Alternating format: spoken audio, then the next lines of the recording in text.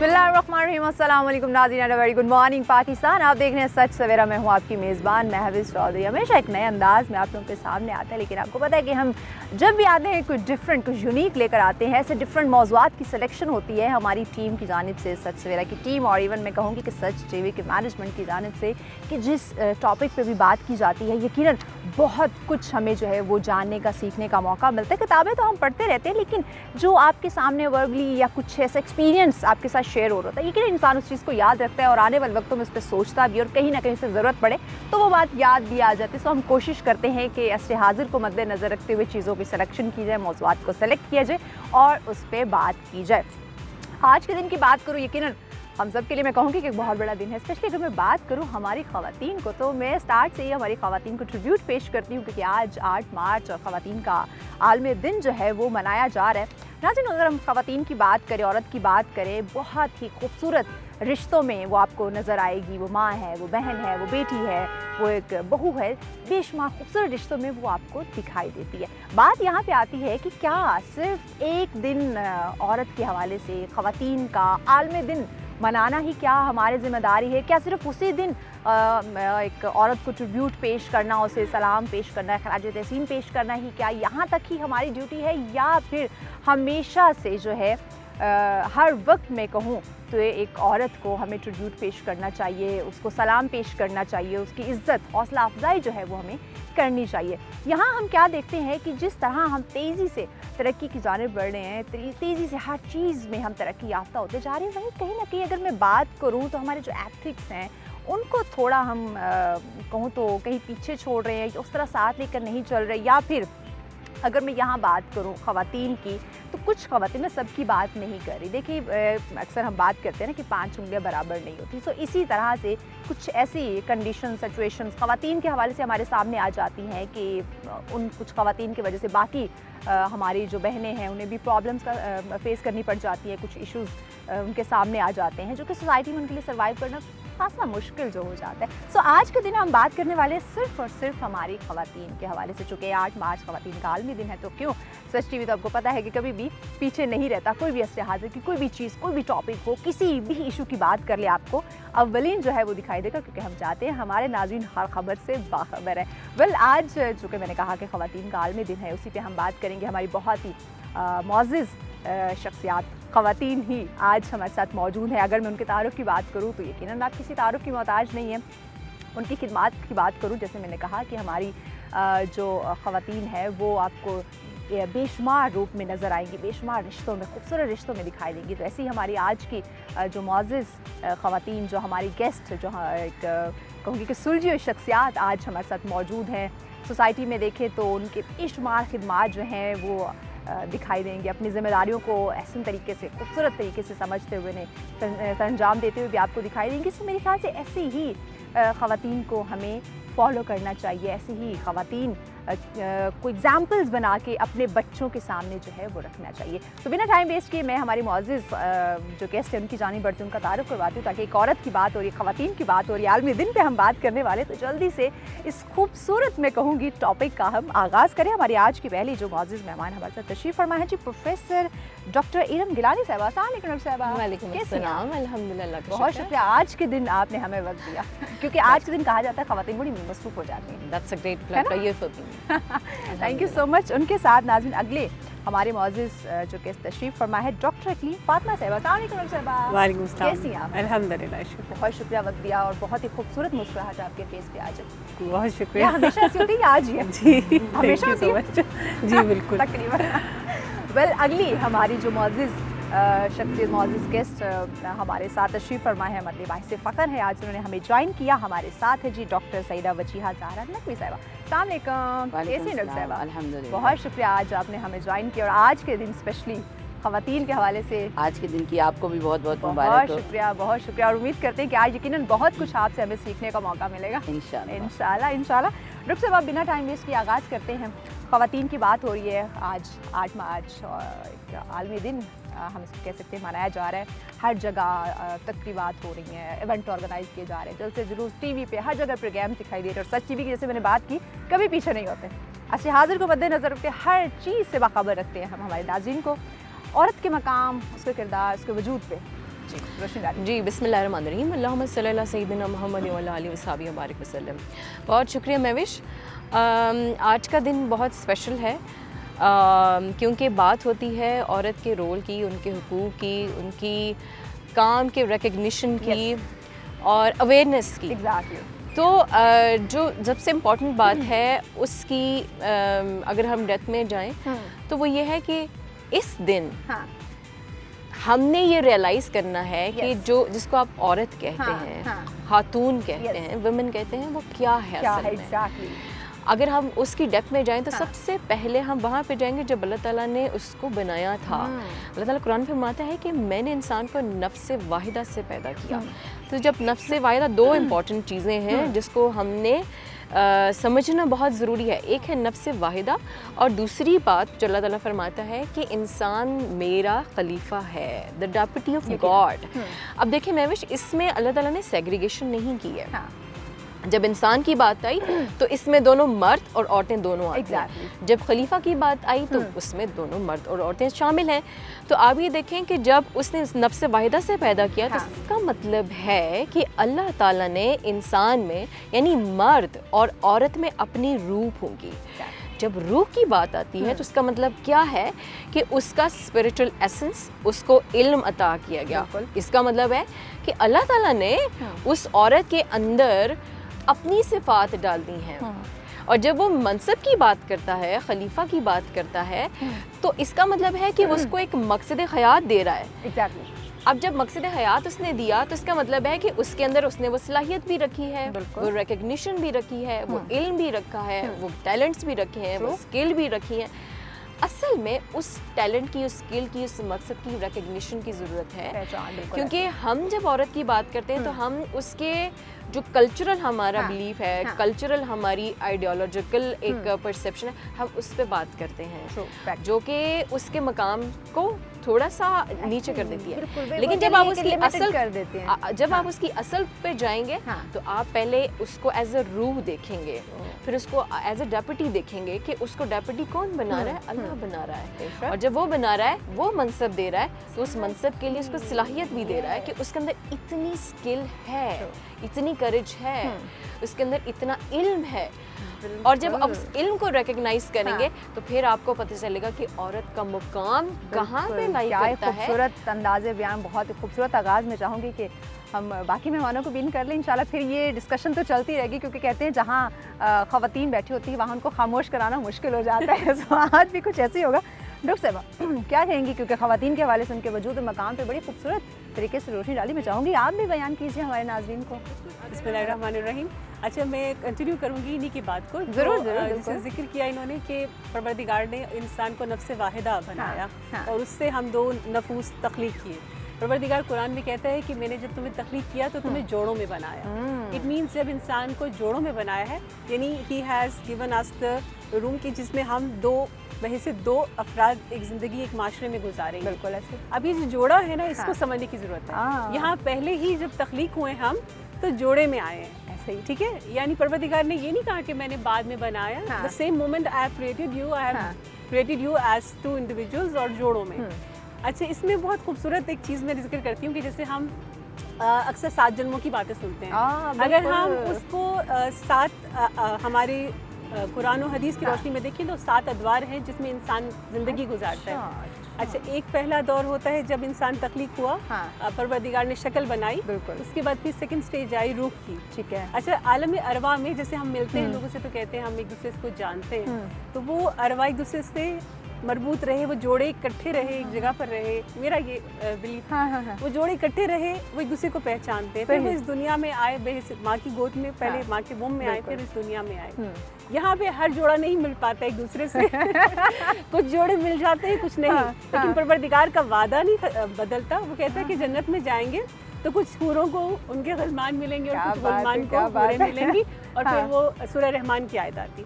यानी बेसिकली जो चीज़ मैं आपको बताना चाह रही हूँ कि करामतें औरत को समझने के लिए हमें समझना होगा कि खुदा जब यहाँ उसको वैसे नफ्स मानता है, फिर कहता है ये नफ्स जोड़े की शक्ल में आया है। यानी पहले दिन ही परवरदिगार ये कह रहा है कि you have to form a family. यानी पहले ही दिन जैसी तख्लीक किया, ही हैज़ द माइंड कि उसने जो ये बंदा तख्लीक किया है ये फैमिली क्रिएट करने वाला है। सो यहाँ हम फिर वो देखते हैं कि माशरा साजी और वो सारी चीज़ें लिंक अप हो जाती हैं। तो मैं इस तरह से इस चीज़ को देखती हूँ। Great great. एक छोटी सी ब्रेक लेनी है नाज़रीन, ब्रेक लेकर वापस आते हैं और ये ज़बरदस्त इंटरेस्टिंग डिस्कशन के सिलसिले को आगे बढ़ाते हैं। हमारे साथ रहिएगा।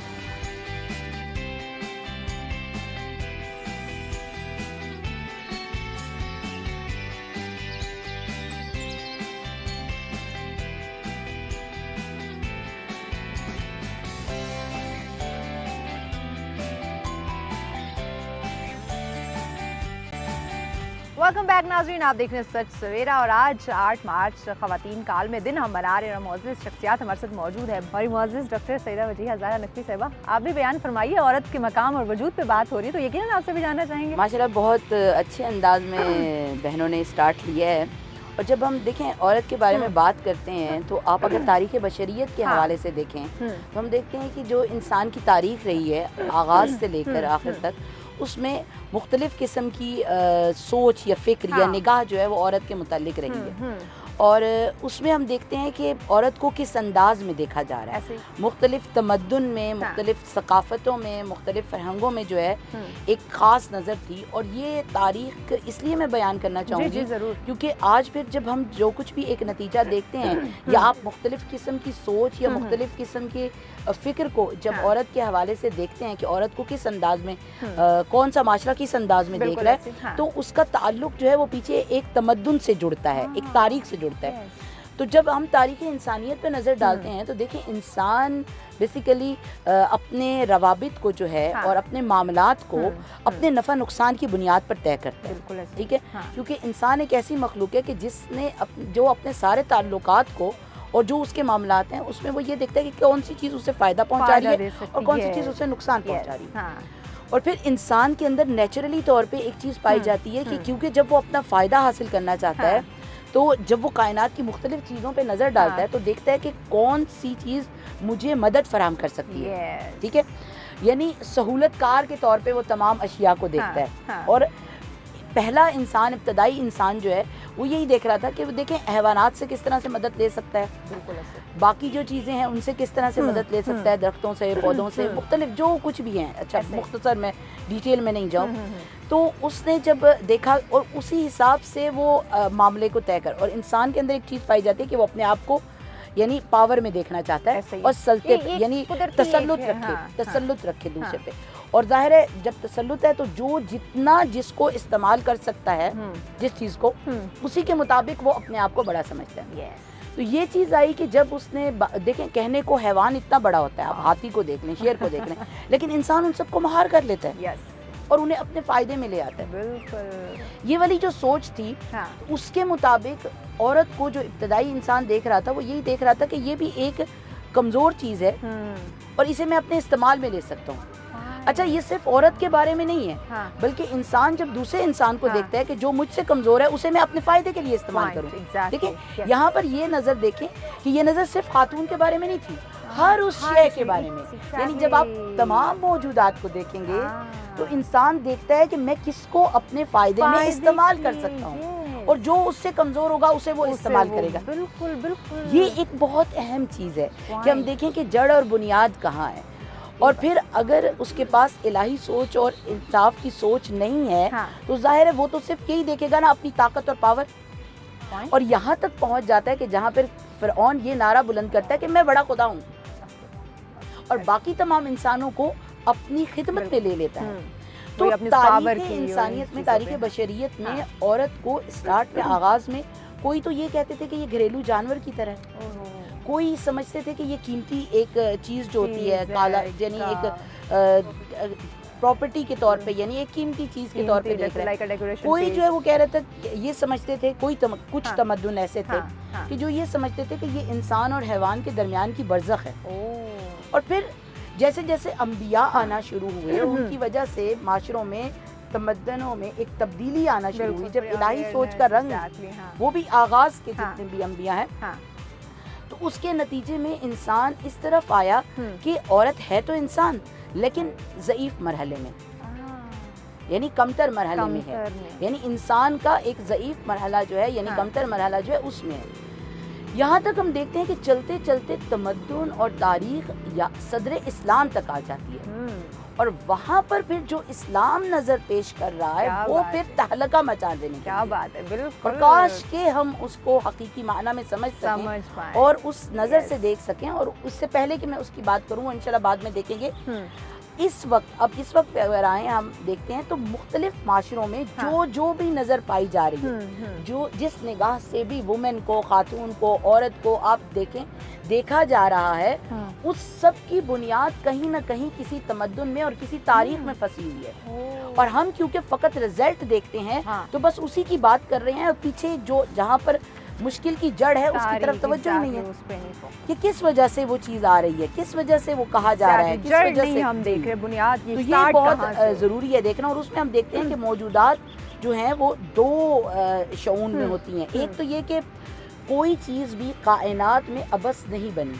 ऐसे ही बेहुदा नहीं बनी, हर शय जो है वो एक ख़ास मकसद के तहत बनी। पॉइंट ऐसे ही, पहली चीज़ ये। बिल्कुल। और दूसरी चीज़ ये कि वो मकसद क्या है, उसकी तरफ उसको हिदायत की गई है और उसने उसको तलाश करना है। अब ये देखें, पहला काम जो है ना कि मिन से वजूद, कि हर शय जो वो एक वजूद रखती है, और वो चाहे अब ज़ईफ़ सतह पे वजूद है या आला तरीन सतह पर, जो वजूद रखती है तो वो कोई मकसद रखती है। पॉइंट। और फिर वो मकसद, उस मकसद तक पहुंचने के लिए उसकी जिम्मेदारी क्या है, उसकी रिस्पॉन्सिबिलिटी क्या है, इसको तलाश करना ना इस दुनिया में कि जो इख्तलाफात से भरी पड़ी है कि जहाँ मुख्तलिफ रंग हैं। यहाँ देखें, हाथ की 5 उंगलियां भी बराबर नहीं है, इनके अंदर भी फर्क पाया जाता है। तो कितना सख्त है। तो वहाँ पर तलाश करना कि किसका किरदार, किसका नक्श कहाँ पर क्या है, बिल्कुल इस पे भी आगे ये मिनहस यहाँ पर फिर हमने देखना है कि औरत और मर्द के किरदार को किस तरह से हमने एग्जैक्टली।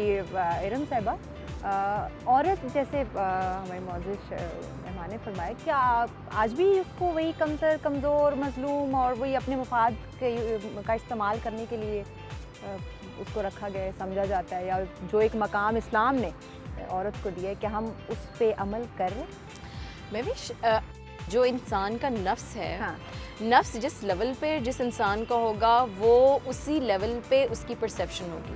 अगर किसी का नफ्स नफ्स से हमारा के ऊपर है तो वो कभी भी औरत के साला शऊर को नहीं देख सकता, क्योंकि उसके अंदर खुद जो है वो इतनी नेगेटिविटी है, इतनी डार्कनेस है, वो लाइट को कैसे देखेगा सर। तो आप चाहे उसकी जितनी सोच है वो उसी सोच के दायरे में रहते हुए ही सोचेगा। एग्जैक्टली, बिल्कुल ऐसी है। और ये इट्स नॉट कि आप तारीख में पीछे जाएं, आगे जाएं, या ईस्ट हो या वेस्ट हो, नफ्स हर जगह मौजूद है।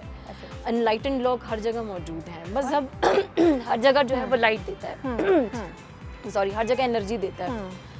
तो जब तक आपको वो शऊर, वो इल्म, वो नॉलेज जो आपको असल सोर्स से मिल रहा है, आप जब तक उसके साथ कनेक्टेड नहीं हैं, आप सोशली कंस्ट्रक्टेड पैटर्न्स के ऊपर जा रहे हैं, आप इंस्पिरेशंस वहाँ से ले रहे हैं, स्टैंडर्ड्स वहाँ से सेट कर रहे हैं, आप औरत को कैसे समझ सकते हैं। देखिए, मैं विश 2 पैराडाइम्स हैं। एक वो पैराडाइम है जब हज़रत आदम अलैहिस्सलाम और अम्मा हवा जन्नत में थे, वो pure divine masculine, pure divine feminine जो है वो आपका पैराडाइम है। वहाँ से जब आप जन्नत से बाहर निकलते हैं तो आप ट्रायल्स और टास्क में आ जाते हैं, जहाँ पे आपको बहुत सी वर्ल्डी जो चीज़ें आ जाती हैं, कल्चरल पैटर्न आते हैं, तहजीब आती है, रस्म व रिवाज आते हैं, आपके थॉट पैटर्न्स आ जाते हैं। हमने क्या किया है कि हमने जो औरत की रिकग्निशन, उसका रोल, उसका रुतबा, उसका मकसद, वो जो प्योर डिवाइन मैस्कुलिन और फेमिनिन थे उससे नहीं देखा। हम उसको वो जिस तहजीब ने, जिस कल्चर ने, जिस रस्म और रिवाज के मुताबिक उसके साथ टैग किया गया कि ये औरत है, ये रूल है, ये रेगुलेशन है, कमज़ोर है, सिर्फ नाजुक है, व्हाटएवर, आपने उसको इंटरनलाइज कर दिया, उसको लेबल कर दिया, उसको टैग कर दिया, उसके अकॉर्डिंगली आपकी परसेप्शन बन गई, ये चीज़ें हैं और यही औरत, और आपने उसको जो है ना रोल बना दिया कि this is the way. No, हमने अगर आज के दिन हम स्पेशल समझते हैं तो स्पेशल इसलिए होगा कि एवरीवन हैज़ टू डीकंस्ट्रक्ट आप your false reality about the women. जो कि वो असल नहीं है, जो अल्लाह ताला ने असल बनाई है, आप उसको रिकग्नाइज करें।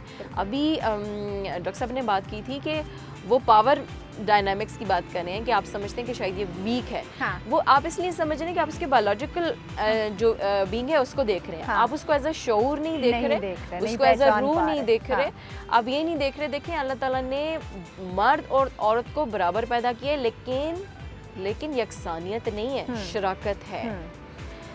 दोनों का जिस्म अलग, दोनों की अगर अल्लाह ताला ने परसेप्शन का जो लेवल है या टॉलरेंस का लेवल है, दोनों का अलग बनाया। अगर Different है, बिल्कुल ऐसे। मेल्स के अंदर ज़्यादा स्ट्रेटेजिक माइंड है, the women are more emotionally जो है वो इंटेलिजेंट है, it mean because of the segregation of the role. Allah ताला ने औरत को एक खास रोल के लिए पैदा किया है, मर्द को एक खास रोल के लिए पैदा किया। आप इन दोनों रोल को मिक्स नहीं कर सकते। अगर हम वो इन ये कि दोनों रोल दोनों को का मुकम्मल एक दूसरे को बनाया, यानी दोनों ने एक दूसरे हाँ। के किरदार को हाँ। मुकम्मल करना मुकम्मल है। है, बिल्कुल ऐसे। Exactly. ये इस तरह से कॉम्प्लीमेंट कर रहे हाँ। हैं, एक दूसरे को जोड़ रहे हैं, हाँ। म्यूचुअल है, हाँ। कॉन्ट्राडिक्टरी नहीं है, एक दूसरे के लिए कॉन्ट्राडिक्टरी नहीं है। जब आप उस नुक्ते को समझेंगे कि there is a mutual relationship, there is a mutual connection, तो आप दोनों एक दूसरे को कंप्लीट करेंगे अपने रोल्स के साथ, अपने टैलेंट्स के साथ, अपनी सलाहियतों के साथ, अपनी स्किल्स के साथ, तब सोसाइटी के अंदर बैलेंस आएगा। सही बात है डॉक्टर साहब। जैसे इरम साहिबा जो है वो फरमा रही थी कि रस्म व रिवाज की बात की। अच्छा देखा जाए, आप भी डॉक्टर साहब एग्री करेंगी कि हम आज भी रस्म व रिवाज के उसी में झंझट में हैं, उसी चीज़ों में जकड़ी हुई ख़वातीन? अच्छा, जो रस्म और रिवाज है ना, ये हमने सोसाइटी, हर सोसाइटी के अपने होते हैं, हर कल्चर के अपने होते different है, हैं। बिल्कुल। आप किसी भी कल्चर में, इस्लामिक कल्चर्स को ही देख लें, दे आर मतलब वहाँ वेराइटी है, डाइवर्सिटी है। हाँ। इवन विद इन पाकिस्तान आप एक सिटी से दूसरी सिटी मूव करते हैं तो दे आर भी डिफरेंट। बिल्कुल लेकिन मुख्तलिफ असल में ये नहीं है। जब हम औरत के उन्वान से बात कर रहे हैं कि ये कल्चरल पैटर्न्स, चाहे वो कोई भी हैं, हाँ। आप देखेंगे जो उनमें मेन फैक्टर है ना, वो ये है कि keep the women under the cover.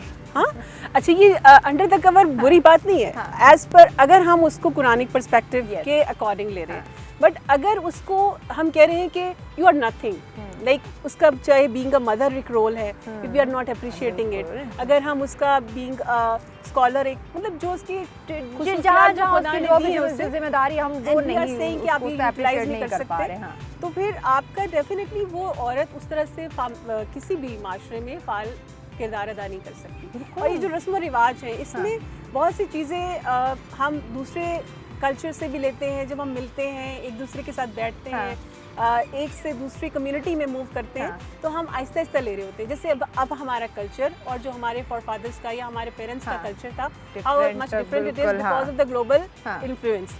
यहाँ पे हम फिर वो बात करते हैं, जो हम बीइंग अ जेंडर, जब हम काम करते हैं जेंडर पे, तो हम कहते हैं डीकोलोनाइजेशन, यानी we have been living in the world जो कॉलोनियल पीरियड था, उसमें हमारी रस्म व रिवाज, हमारे तौर तरीके, हमारा सोचने का जाविया वो ही बदल गया। अब हमने औरत को बिल्कुल अलग पर्सपेक्टिव से देखना शुरू कर दिया। सो सबसे पहले तो ये कि जैसे हम कहते हैं कि डीकोलोनाइज, रद्द इस्तेमाल, हम अपने वजूद की अहमियत को समझें, हम अपनी औरतों की अहमियत को समझें। वी शुड रियलाइज कि ये औरतों की अहमियत को समझें, उसके वजूद ये ना को। कि देखें औरत को कौन से किरदार के तौर पे देखा जा रहा है, यानी कौन सा उसे किरदार दिया जा रहा है, कौन सा नक्श। देखिए, आप एक ड्रामा देख लें या फिल्म देख लें, तो उसमें मुख्तलिफ कैरेक्टर होते हैं ना, और आपने मुख्तलिफ लोगों को मुख्तलिफ जो है वो किरदार दिए होते हैं। उसमें क्या है, आप ये देखते हैं कि किसके अंदर कौन सी काबिलियत है, बिल्कुल ऐसे उसके मुताबिक उसे किरदार रोल मिलता है। बिल्कुल ये जो परवरदिगार आलम ने जिस तरह से नक्श बांटे हैं, खुदा ने किताब तकवीन को देख के तदवीन की है। बिल्कुल ऐसे तकवीन यानी कुल कायनात जो है, और तदवीन यानी कुरान जो कानून खुदा है, ठीक है, उसमें ये देखा गया कि किसके अंदर कौन सी काबिलियत है, उसी के मुताबिक उसे रिस्पॉन्सिबिलिटी दी है। और देखो, जो खालिक है, जो प्रोडक्शन देने वाला है, जो खल्क करने वाला है, जिसकी तख्लीक है, वो जानता है कि किसके अंदर कौन सी काबिलियत है। और जब काबिलियत की बात होगी तो तब जिम्मेदारी की बात होगी, और जब जिम्मेदारी की बात होगी तो तब हुकूक की बात होगी। यस, क्योंकि जिम्मेदारी के साथ राइट्स जुड़े हुए हैं, ठीक है, अलग-अलग कोई चीज नहीं है, हुकूक को फराइज साथ साथ हैं। तो उसमें जो नजर, यानी बहुत ही कहना चाहिए कि खूबसूरत और लतीफ निगाह दे रहा है खुदा औरत के लिए, जो नक्श तख्लीक कर रहा है, उसको अपने से जोड़ रहा है। वो कह रहा है कि देखिए जितने भी ताल्लुकात हैं, ठीक है, और जितनी चीज़ें भी जो वजूद में आती हैं वो किससे, कुरान देखें औरत के लिए जो खातून के लिए जो इस्तेमाल करता है उसे कहते हैं कि कश्तजार करार दिया गया, ठीक है, जो खेत करार दिया गया है, और इसे बाज़ दफ़ा नेगेटिव माना में लोग लेते हैं। ये बात क्या ये इससे क्या माना लिया जा रहा है? देखें आप इसकी ज़रा उम्क में जाके देखें और इसकी खूबसूरती देखें कि वो बिस्तर है, वो जगह है, यानी जिसे जहाँ से तमाम ताल्लुकात और तमाम चीज़ें जो हैं वो तख्लीक हो रही हैं। यस बिल्कुल, ये इसीलिए खुदा के ने रहम का लफ्ज़ करार दिया। देखिए रहम, खुदा कहते हैं मैं रहमान हूँ और तुम्हें मैं रहम, यानी अपने से मैं ये चीज़ दे रहा हूँ। और सिला रहमी जब कहते हैं और जब आप रिश्तेदारियाँ या जो ख़ानदान सब जुड़ते हैं तो सिला रहमी से जुड़ते हैं। ये रहम यानी रहम से तमाम मौजूदात को फ़ेलियत मिल रही है, वहाँ से सारे रवाबित और सारे ताल्लुकात फूट रहे हैं कि अगर वो बीच में ना हो तो सारे ताल्लुकात ख़त्म हो जाएंगे। तमद्दुन और तारीख़ और सकाफ़त उनके असरात की वजह से जो है वो इंसान मुख्तलिफ़ किस्म के जो है वो रोल प्ले कर रहा होता है, मुख्तलिफ़ किस्म की बातें कर रहा होता है। अच्छा, एहसास पे जो बात है ना कि ये जो इसके पास लतीफ़ एहसास है, ये इसकी खूबसूरती है और ये इसका नुक्ता क़ुव्वत है, यानी ये औरत की पावर है। और अफसोस से उसकी पावर को हम उसकी कमज़ोरी समझ बैठते हैं, हालांकि ये उसकी पावर है, ये उसकी कमज़ोरी नहीं है। अब यहाँ पर देखें, लड़की को 6 साल पहले बुलूग की सतह पर लड़की पहुँचती है और हम उसे उसकी कमज़ोरी समझ लेते हैं, या इसे और अंदाज़, अगर इसकी हकीकत दुनिया पे खुल जाए तो दुनिया में ये नज़रिया, ये निगाह, ये फ़िक्र तहलका मचा सकती है। क्या कि देखें, जो बुलूग का ताल्लुक है वो अक्ल के साथ है, अक्ल के कंप्लीट होने पर, मुकम्मल होने पे है। और जब अक्ल मुकम्मल होती है तो तब आप अपने खालिक से गुफ्तगू कर सकते हो। और औरत की अक्ल मर्द से 6 साल पहले मुकम्मल हो रही है कि वो अक्ल की इस स्टेज पर पहुंच गई है कि वो पहले गुफ्तगू कर सकती है। मज़ीद डिस्कशन को आगे बढ़ाते एक छोटी सी ब्रेक लेनी है नाज़रीन, ब्रेक लेकर वापस आते हैं और ये ज़बरदस्त इंटरेस्टिंग डिस्कशन के सिलसिले को आगे बढ़ाते हैं। हमारे साथ रहिएगा।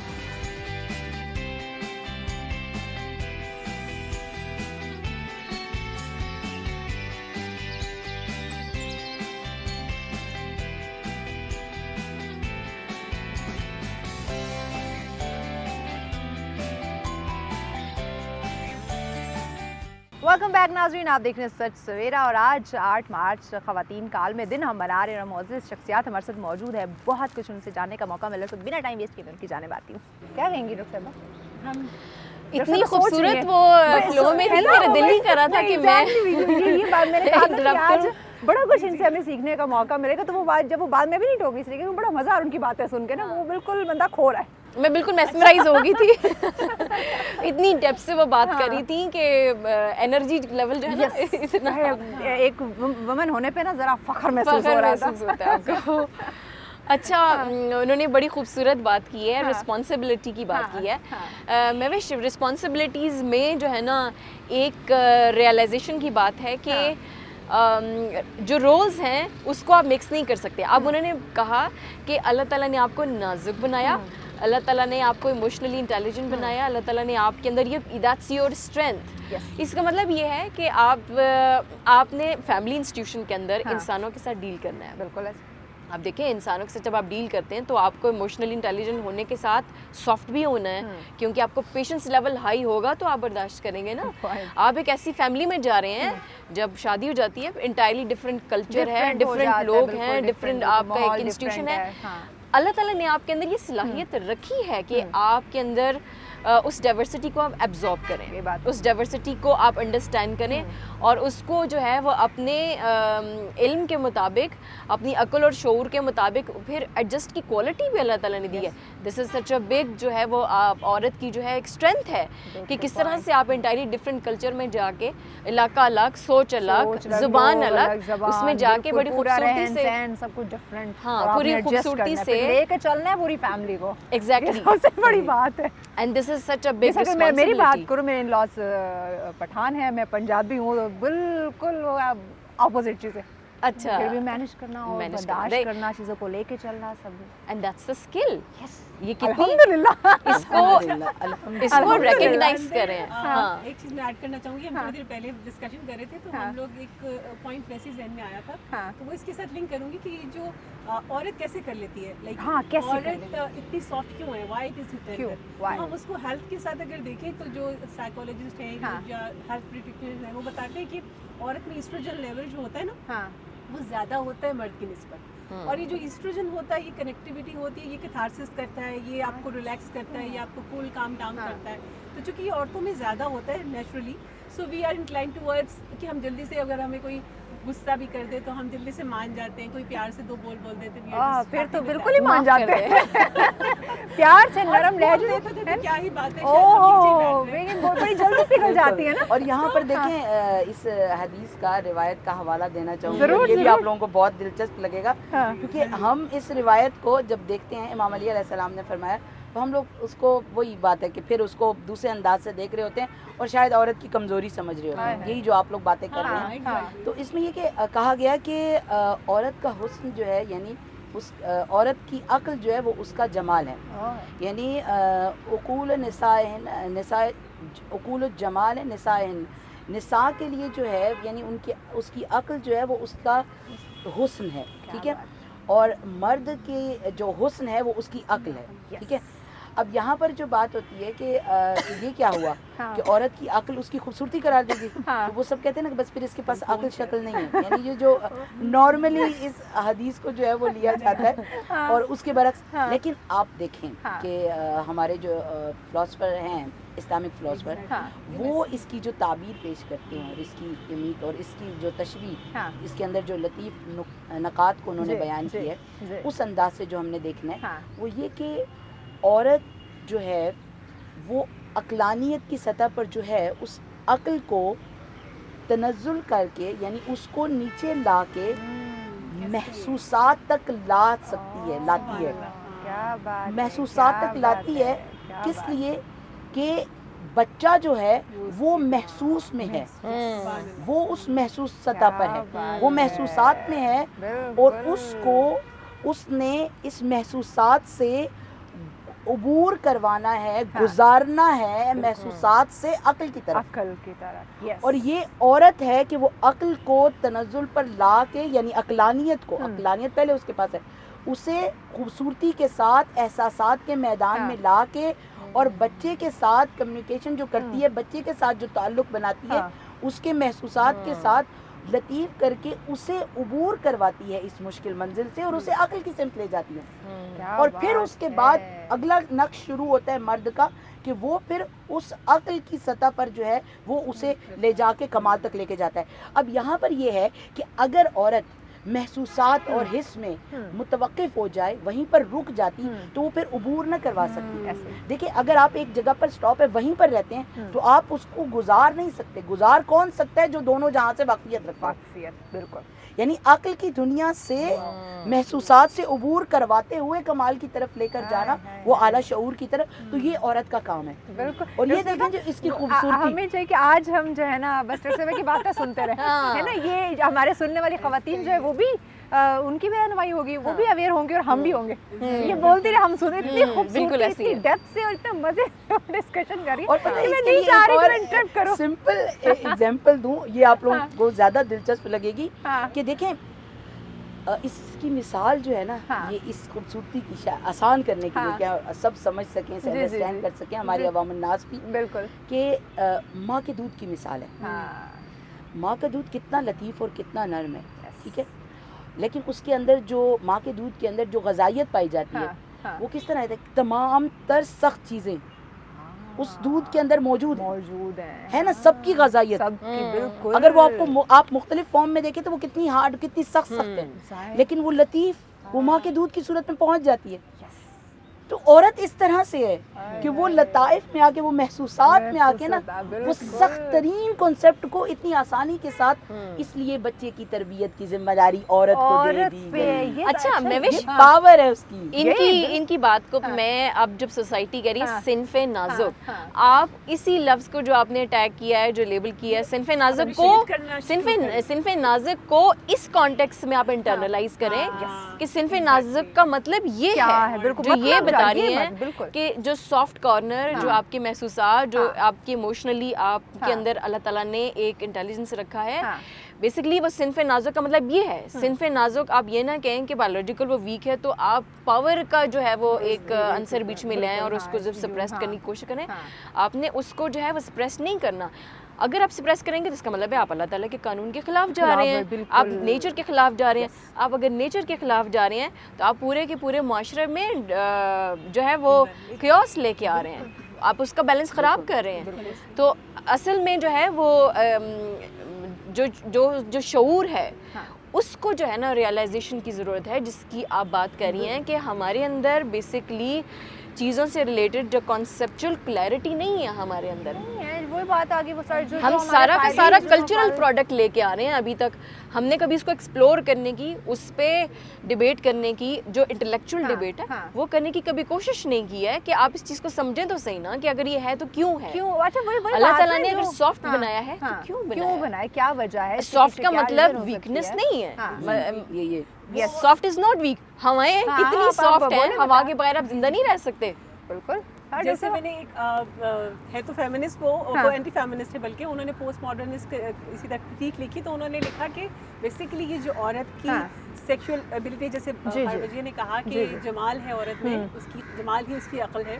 तो बेसिकली ये जो सेक्सुअलिटी है या जो उसकी इनर ब्यूटी है या आउटर ब्यूटी है, यही उसका सारा एसेंस है और इसके ज़रिए से वो कंट्रोल करती है। वो जो एक डिबेट है ना कि मर्द जो है वो क्योंकि फिजिकली उसके अंदर ज़्यादा एबिलिटीज़ हैं तो वो ज़्यादा कंट्रोलिंग होता है, लेकिन उसकी काउंटर डिबेट ये है कि औरत अपने इन्हीं सारी कैपेबिलिटीज़ के साथ किस तरह से एक मर्द को, एक माशरे को लेकर चलती है और किस तरह से उनको बहुत अच्छे तरीके से निज़ाम को चलाती है। इसमें जैसे अगर हम जैसे अगर हम ये कहना चाहें कि एक पूरा माशरा जिसमें एक औरत जो है वो कनेक्टेड है एक कम्युनिटी के साथ, और जैसे भी बात हुई कि वो एक पूरे घर को चलाती है, पूरे घर पूरे निज़ाम में ज़िंदगी को चला रही होती है।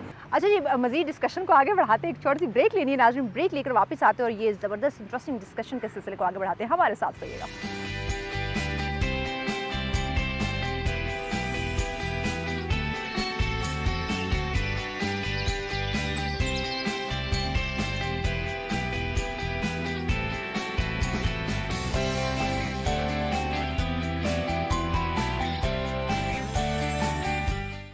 वेलकम बैक नाज़रीन, आप देख रहे हैं सच सवेरा और आज 8 मार्च ख़वातीन का आलमी दिन हम मना रहे हैं और मौजूद शख्सियात हमारे साथ मौजूद है, बहुत कुछ उनसे जानने का मौका मिला, तो बिना टाइम वेस्ट किए मैं उनकी जाने आती हूँ। अब अगर बात करूँ ख़वातीन की जो जिम्मेदारियाँ हैं सोसाइटी को लेकर या फैमिली को लेकर, उस पर थोड़ी सी बात करें ताकि नाज़रीन को क्लियर हो जाए, जाने कि भाई क्या औरत की क्या जिम्मेदारी है। जी, औरत की जिम्मेदारी है, जैसे अगर हम इस्लामिक पर्सपेक्टिव में देखें तो उसकी घर में और अपने पहले फैमिली को पहले फैमिली की बात कर लेते हैं, फिर हम और फैमिली को बनाने के बाद सबसे अहम, जैसे मैंने आपको कहा पहले शुरू में ही, नफ्से वाहिदा, और फिर खुदा ने कहा कि इसलिए तख्लीक हुई ताकि फैमिली फॉर्म करें। अब फैमिली फॉर्म हो गई तो फिर बेबी ऑफस्प्रिंग आएंगे, अब ऑफस्प्रिंग की लुक आफ्टर भी कर लिया। अच्छा, बस क्या यही जिम्मेदारी है, यही तरबियत सबसे इम्पोर्टेंट फैक्टर है जो औरत ने करना है। लेकिन क्या अब आज के घर हम अभी ले आए डिबेट को, अब वो औरतें जो घर से बाहर निकलती हैं अब वो घर भी देख रही हैं, वो ट्रिपल बर्डन जो है जिसके ऊपर हम बात करते हैं, मुश्किल जॉब है, ये जो सबसे मुश्किल जॉब है, जो मैं और छुट्टी भी नहीं मिलती है, जो आप और मेरे जैसे लोग मर्द तो जो है संडे को रेस्ट कर ले, छुट्टी वुट्टी कर लेते हैं, हम ख़वातीन को तो संडे को भी छुट्टी नहीं होती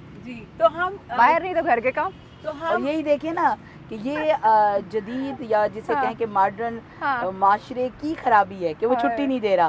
जब खुदा ने जिम्मेदारियां दी हैं तो खुदा छुट्टी देता है। बिल्कुल यकीन करें, वीकेंड खुदा छुट्टी देता है, वीकेंड आते घर के सारे काम इकट्ठे हुए पड़े होते हैं कि ये वीकेंड पे करने हैं। लेकिन परवरदिगार की तरफ से जब तरबियत की जिम्मेदारी दी गई और तख्लीक की जिम्मेदारी दी गई, तो जब उन मुश्किल मरहलों से खातून गुजर रही है तो उसको ये कमजोरी की वजह से नहीं या तबईज़ की वजह से नहीं, बल्कि उसको बेनिफिट और बोनस के तौर पर छुट्टी देता है परवरदिगार, जब खुदा पाक की जो ज़ात उसके दे लिए रही है, बीच तो में इंसान रखा क्या है? हुआ है, जो हाँ। एक सिस्टम जो उसका है। जब माँ बन रही है तो माँ बनने के लिए जो प्रोसीजर से उसे गुजरता है, वहाँ पर खुदा अपनी तकालीफ को, यानी जो अहकाम इलाहियाँ हैं, वहाँ पर नमाज माफ़ कर देता है। हाय हाय। और हम अच्छा महविश देखें, जहाँ पे बर्डन की बात हो रही है, अल्लाह ताला ने पॉइंट सोच रही होती है, बातें सुन के ना कि मैंने क्या बोल रहा है। नहीं, मैं वो बात कर रही हूँ कि मैं वो जो लाड हैं औरत के साथ वो लाड प्यार उसकी मैं बात कर रही हूँ कि इकोनॉमिक रिस्पॉन्सिबिलिटी अल्लाह ताला ने स्पेसिफिकली मर्द के ऊपर, देखें कुरान में जो कवाम का जिक्र है, अकामा से निकला है, जिसका मतलब है खड़े हो जाना, इसका मतलब है हाकमियत नहीं है, इसका मतलब बेसिकली है कि आपके ऊपर जिम्मेदारी ज़्यादा है, और इस जिम्मेदारी में ज़्यादातर जो आपका रोटी कपड़ा मकान, आपकी इकोनॉमिक जो रिस्पॉन्सिबिलिटी है, उससे औरत बिल्कुल जो है वो आपके ऊपर ज़िम्मेदारी नहीं है, आप बिल्कुल रिलैक्स हैं। आप अगर माँ बाप के घर पे हैं तो भाई और बाप की ज़िम्मेदारी है, अगर आप शादीशुदा हैं तो ये शौहर की ज़िम्मेदारी है। और आप देखें कि जो इकोनॉमिक स्टेबिलिटी है, ये सबसे टफ़ काम है, सबसे टफ़ काम है, उसके लिए मर्द को अल्लाह ताला ने स्ट्रॉन्ग बनाया है। ज़ाहिर है मुआशरे में एक साइकोलॉजिकल वॉर है जिसके साथ उसने डील करना है, डायनामिक्स के साथ डील करना है, और इकोनॉमिक बड़ा प्रेशर है, उसको उसने जो है वो हैंडल करना है। तो आप ये देखें कि ये चीज़, इसको अगर आप इंटेलेक्चुअली देखेंगे तो औरत उससे अलग होके अल्लाह ताला ने कितना जो है वो आपको एक चीज़ से बिल्कुल अलग कर दिया है। वो इसलिए कि जो ज़िम्मेदारी आपको सोशलाइजेशन की दी है, तरबियत की दी है, फैमिली इंस्टीट्यूशन की दी है, मुआशरे को तश्कील करने की दी है, बनाने की दी है, जोड़ने की दी है आपस में। अल्लाह ताला कहता है कुरान में कि रिश्तों का लिहाज करो, ये दोनों के ऊपर रिस्पॉन्सिबिलिटी है। लेकिन जब औरत उसको, क्योंकि फैमिली के अंदर है, तो जाहिर है हम ये देखते हैं कि हमारे कल्चर में बरादरी के जितने भी निज़ाम हैं, सोसाइटी में जितने भी शादी ब्याह के रस्म रिवाज हैं, औरत को ज़्यादा डील जो है वो करना पड़ता है, और उसमें जो है वो बेसिकली आपके जो रस्म रिवाज हैं, these are the tools to connect the people. ये टूल्स हैं आपके बेसिकली जो कनेक्ट करते हैं आपको सोसाइटी में, लोगों को, रिश्तों को जोड़ते हैं ये।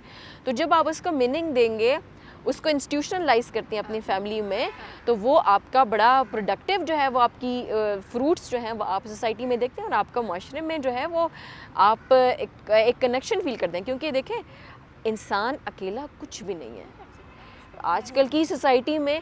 आप इसको एग्री करेंगे, थोड़ा सा इसको जरा करें कि अकेला इंसान कुछ हम नहीं। जैसे यही बात इसको कंटिन्यू अगर करें कि अगर हम आज के माशरे में देखें, तो अब वो खवातीन, जैसे मैं पहले भी कह रही थी कि खवातीन जो घर से बाहर निकली, वो कहें कि मैं तो वो सारा कुछ नहीं मैनेज कर सकती, बिल्कुल ना ही मुझे वो अपॉर्चुनिटी मिल रही है कि मैं सिर्फ घर के काम करूं, I have to be there outside. अब वो जब कंट्रीब्यूट कर रही है, अब यहाँ पर है कि उस फैमिली इंस्टीट्यूशन को जिसे अल्लाह ताला इतना ज़्यादा वैल्यू कर रहे हैं, हम उसको कैसे उस्तवार करें, ये डिवोर्स रेट जो बढ़ रहा है इसको कैसे कंट्रोल करें, और कैसे इसको इस सोसाइटी को चलें। तो यहाँ पे male have to come forward, और उन्हें अपना रोल प्ले करना होगा। अब हमें वो वाली आयत लेकर आनी होगी जिसमें कहा गया है कि you have to tender care करनी होगी आपको, जिसे भी खार ने मिसाल दी थी कि खेत की मिसाल दी है कि खेती है तुम्हारी।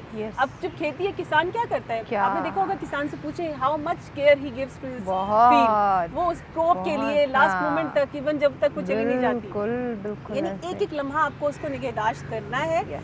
और ये अगर उस तरह से मेंटेनर्स बन जाए, वो जो मेंटेनर किवामा का कॉन्सेप्ट है, वो किवामा का कॉन्सेप्ट बेसिकली यही है कि you have to maintain the identity of the individual who is under you, जिसे वो राई का कॉन्सेप्ट है। यानी अगर हम ये सारे लिंकेजेस बनाए ना, तो वी कैन रियलाइज कि ये जो एक दिए जा रहा है, तो दूसरे को उसको प्यार, मोहब्बत, उल्फत, चाहत, एप्रिसिएशन, और फिर आजकल के दौर में जहाँ दोनों निकल रहे हैं, अब रात को घर आ रहे हैं, लेट आ रहे हैं, अब क्या करें? अब हस्बैंड को भी बीवी के साथ कंट्रीब्यूट करना चाहिए। बहुत से ऐसे इस्लामिक सोसाइटीज हैं जहाँ पर ये ऑलरेडी हो रहा है, यानी हस्बैंड वाइफ दोनों शेयर करते हैं बर्डन को, मिलके काम करते हैं। बिल्कुल, ये हमारे कल्चर में है। So we have to look around कि भाई हमें किस चीज़ को अहमियत देनी है, क्या इस्लामिक थॉट के अकॉर्डिंग अपनी ज़िंदगियों को बनाना है, तो फिर फैमिली स्ट्रक्चर बहुत ईजी होगा। अच्छा, बाकी ईजी होगा, जैसे हमने काम में शेयर करेंगे। जैसे हमने अपनी एक तरीके से रीति रिवाज, रस्म रिवाज हमने बना रखे हैं, वेस्ट से कुछ अडॉप्ट कर लिया हुआ है, तो एक खिचड़ी सी बना ली हमने अपनी ज़िंदगी को। अगर इस्लाम को देखें बड़े सादा आसान तरीके से सारी चीज़ों को लेके चलने का रोल रोल हमने जिसे बड़ा कहना मुश्किल चाहिए होता कि है, दूर इस्लाम जाती है, को बस खिचड़ी बना दी जिंदगी को। हकीकी अंदाज में, यानी जिस तरह से रियल में हकीकत इस्लाम हाँ, जो है हाँ। उसको हमने समझा ही नहीं है, ना ही उसकी तहलील पेश की गई है। है। हर एक ने उसे अपनी सकाफत के साथ मिला हाँ। के, अपने कल्चर के साथ हाँ, मिला के हाँ। और अपनी तारीख के साथ मिला के हाँ। एक्सप्लेन किए।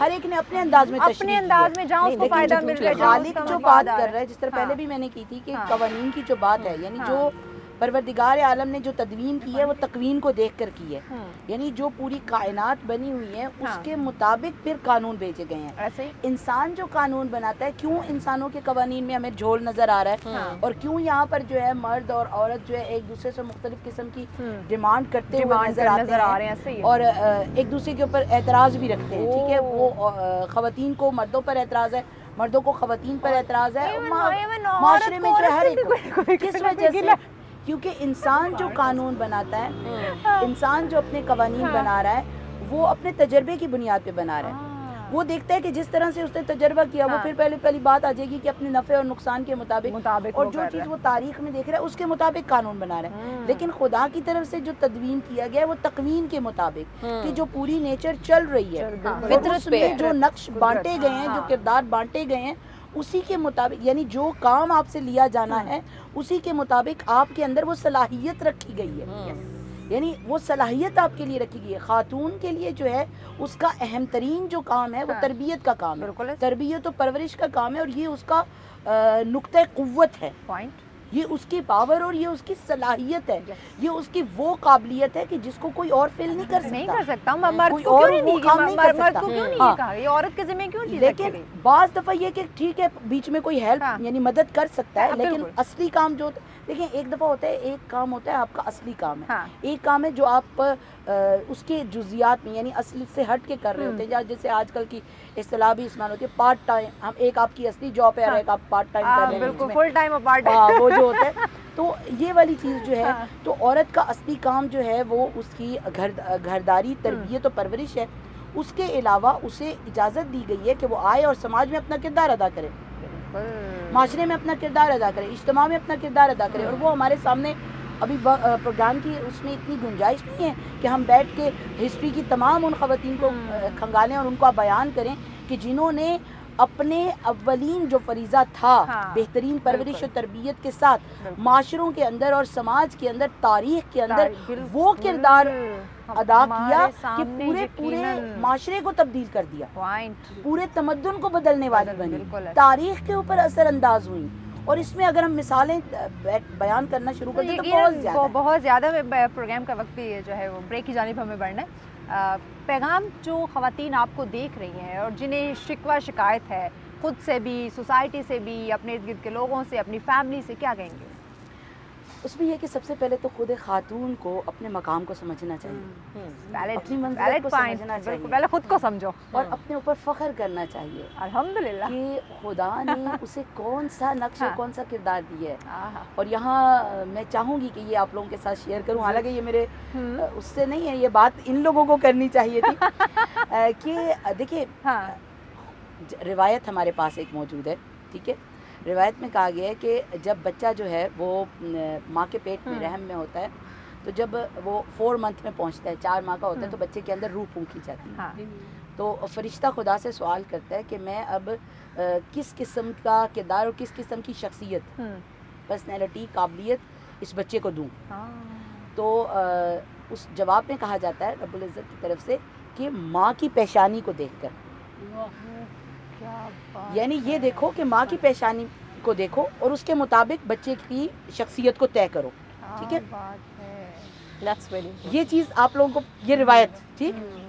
अब जो साइंस का इल्म कह रहा है, जेनेटिक जो है यानी जीन्स की जो साइंस है वो क्या कह रही है, और लेटेस्ट अभी इन चंद सालों में पहुंची है, किस चीज़ पर पहुंची है कि मर्द के स्पर्म में तमाम काबिलियतें और इस्तेदादात जो कि एक इंसान के अंदर हो सकती हैं, वो पैकेज के तौर पे बंद सूरत में मौजूद होती हैं। का खोलना और माँ के रहम के अंदर 9 मंथ के अंदर, और वो जो अंडा माँ का है उसकी वजह से ये खुलती हैं। खुल रही है, क्या बात है। कि जैसे एक लाइब्रेरी में आप गए तो शेल्फ में बुक्स मौजूद हैं, आपने कौन सी बुक से कौन सा मतलब निकालना है आपको जाके खोलना है। बिल्कुल ये मर्द के अंदर इस्तेदाद इसी पे एंड कर बंद है, और खातून इस चीज का बायस बनती है कि खातून ने उसको ये रहमे मादर को ये कुव्वत दी है कि उसने उन काबिलियतों को, उन सलाहियतों को फ़ेलियत देनी है। बात, इतनी खूबसूरत बातें हो रही है, ब्रेक लेने को दिल नहीं चाह रहा, लेकिन टाइम एंड है। इसी बात को जो है वो इख्तिताम करें, कुछ कहना चाहें, इसमें ऐड करना चाहें? बस मैं ये कहना चाहूँगी कि जितनी भी ख़वातीन हैं, वही जैसे मन अरफा नफ्सा फ़क़द अरफा रब्बा, तो सबसे पहले आप अपनी मारिफत करें और फिर करवाएं भी। आप ही क्यों सलाहियत दी गई है, यू हैव द अपॉर्चुनिटी कि आपने छोटे जो आने वाले बच्चे हैं, हम हमेशा कहते हैं हमें तो ये माहौल नहीं मिला। अगर फॉर इंस्टेंस आपको ये माहौल नहीं मिला तो यू हैव जवाब बड़े हमारे पास, बहाने बहुत है। अब आप ही खलीफा हैं, जैसे कि हम डिस्कस कर रहे हैं, आप ही रोल मॉडल हैं, यू आर द पर्सन जो सब तब्दीली ला सकते हैं। बिल्कुल जी। डॉक्टर साहब आप भी ऐड करें कुछ? मैं ये बात करूँगी कि आप अपने रोल को, अपनी जो आपकी असल है वो कल्चर से ना लें। वो ये देखें कि अल्लाह आपको क्या रोल दे रहा है, कुरान क्या रोल दे रहा है, नबी पाक सल्लल्लाहु अलैहि वसल्लम ने आपके बारे में क्या हुक्म फरमाया है। अगर आप उस शऊर के ऊपर जाएंगे, उन कॉन्सेप्ट को जो है वो इंटरनलाइज करेंगे, खत्म हो जाएंगे। तो फिर जो है वो आपकी हाँ बिल्कुल आपका रोल ही खत्म हो जाएगा। सारे जो रोने हैं ना वो टेंशन खत्म हो जाएगा। आपने सबसे पहले औरत ने तो खुद ही जो है वो रिकॉग्नाइज कल्चर से करवाया कर लिया। बिल्कुल वही कल्चर से सारे मसले खत्म हो जाएंगे। मैंने कहा था ना कि जहाँ एक सेट पे खवातीन होंगी चुप करवाना मुश्किल हो जाएगा, और यही बात हो रही है। और चूँकि टॉपिक इतना खूबसूरत है, बहुत शुक्रिया डॉक्टर इरम गिलानी साहिबा आपका, डॉक्टर इकरीम फातिमा साहिबा आपका, डॉक्टर सईदा वजीहा ज़हरा नकवी साहिबा आपका। इतनी खूबसूरत डिस्कशन, स्पेशली आपकी डिस्कशन हमने इतनी इंजॉय की कि बाकी मेहमान भी आपके डिस्कशन में इन्वॉल्व थे। लेकिन देखिए हम तो चाहते हैं कि जहाँ हम इतना कुछ सीख रहे हैं, कुछ हमें जानने को मिल रहा है, वहीं नाज़रीन को भी हम आगाह रखें, अवेयर करें। तो बहुत शुक्रिया वंस अगेन आप तीनों मुअज़्ज़िज़ मेहमानों का, आपने हमें वक्त दिया। नाज़रीन आप लोगों ने कहीं नहीं जाना, हमने एक शॉर्ट ब्रेक की जाने बढ़ना है। ये सेगमेंट चूँकि ख़वातीन के हवाले से था, 8 मार्च की हमने बात की, आलमी दिन मनाया जा रहा था, तो क्यों ना सच टीवी तो आपको पता है कि हमेशा फर्स्ट रहता है, आपको हर खबर से बाखबर, हर चीज़ से आगाह रखता है। तो औरत की जब बात करें तो उसी ट्रिब्यूट पेश करना तो यकीनन बनता है, जो कि आज के हमारे फर्स्ट सेगमेंट में बाखूबी तरीके से हमारे मुअज़्ज़िज़ ख़वातीन ने एक औरत को ट्रिब्यूट पेश किया। इसी के साथ एक ब्रेक की जाने बढ़ते हैं। ब्रेक के बाद कुछ और इंटरेस्टिंग सेगमेंट है, सो हमारे साथ फिर मिलते हैं शॉर्ट ब्रेक के बाद।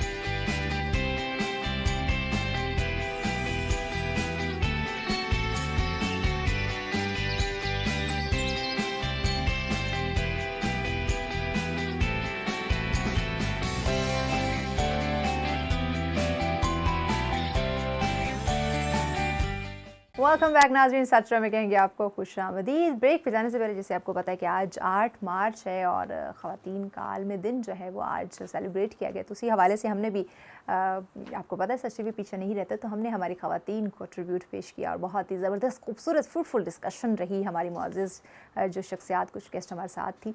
उसके बाद मैंने कहा था कि ब्रेक के बाद इंटरेस्टिंग सेगमेंट होंगे। जैसे आपको थोड़ा सा अंदाज़ा हो गया होगा, मेरे बैकग्राउंड से आपको पता चल गया होगा कि मैं भी शबी इस सेगमेंट में हमसे क्या बात करने वाली है, हमें किस बारे में अवेयर करने वाली है। बिल्कुल जनाब, मौसम बदल रहा है, गर्मी की आमद है, अब मौसम गर्मा की आमद है, तो यकीनन हर चीज़ बदलती है, हमारे ड्रेसिंग सेंस, कलर और डिफरेंट इवेंट शुरू हो जाते हैं। अगर मैं करंटली जो आने वाला वक्त उसकी बात करूँ तो रमज़ान की आमद है, तो हमारे कुछ रमज़ान के गेट टुगेदर शुरू हो जाते हैं, फिर हमारी ईद मिलन पार्टियाँ ख़त्म नहीं होती, फिर शादी ब्याह, मतलब ये अब ये वेदर ऐसा है कि बिल्कुल लगातार कहेंगे कि आप मसरूफ़ रहेंगे डिफरेंट इवेंट्स के अंदर।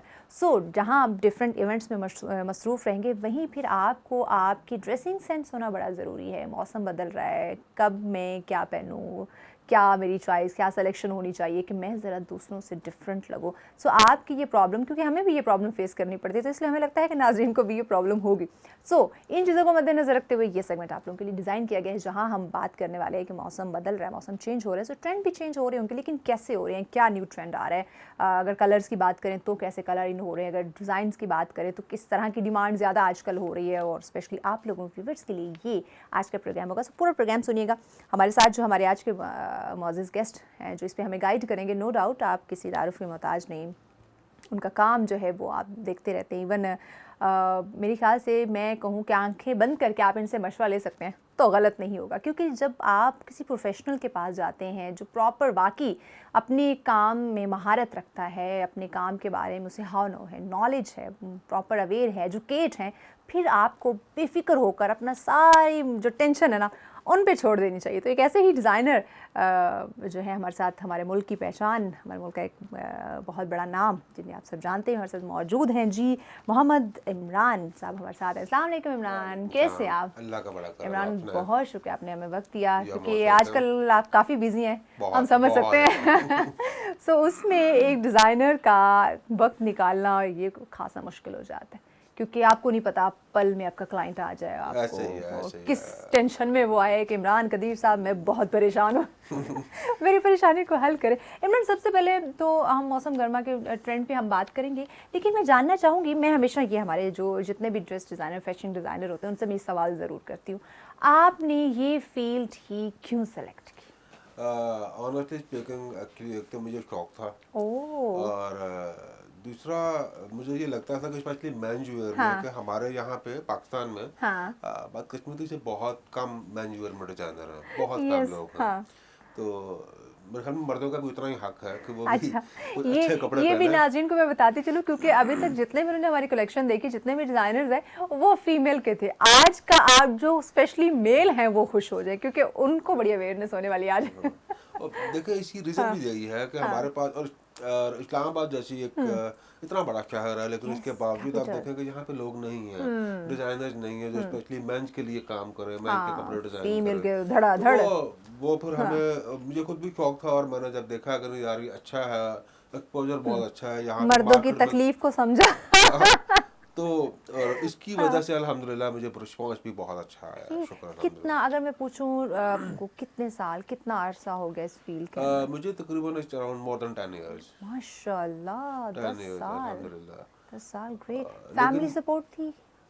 फैमिली सपोर्ट कह सकते हैं, डेफिनेटली फैमिली सपोर्ट के बगैर तो आप काम नहीं कर सकते। एग्जैक्टली, लेकिन हाँ, बाज़ लेकिन दफ़ा ये होता है ना कि कि I'm फैमिली one के the first कुछ, person हाँ। जिसने सबसे पहले ये काम स्टार्ट किया, ओह। जो फैशन में आया, जिसने ये काम किया। अच्छा, ये मेरी family में फैमिली में को- ऐसा कोई काम कभी किसी ने नहीं किया हो। माँ बाप क्या चाहते थे इमरान कदीर क्या बने?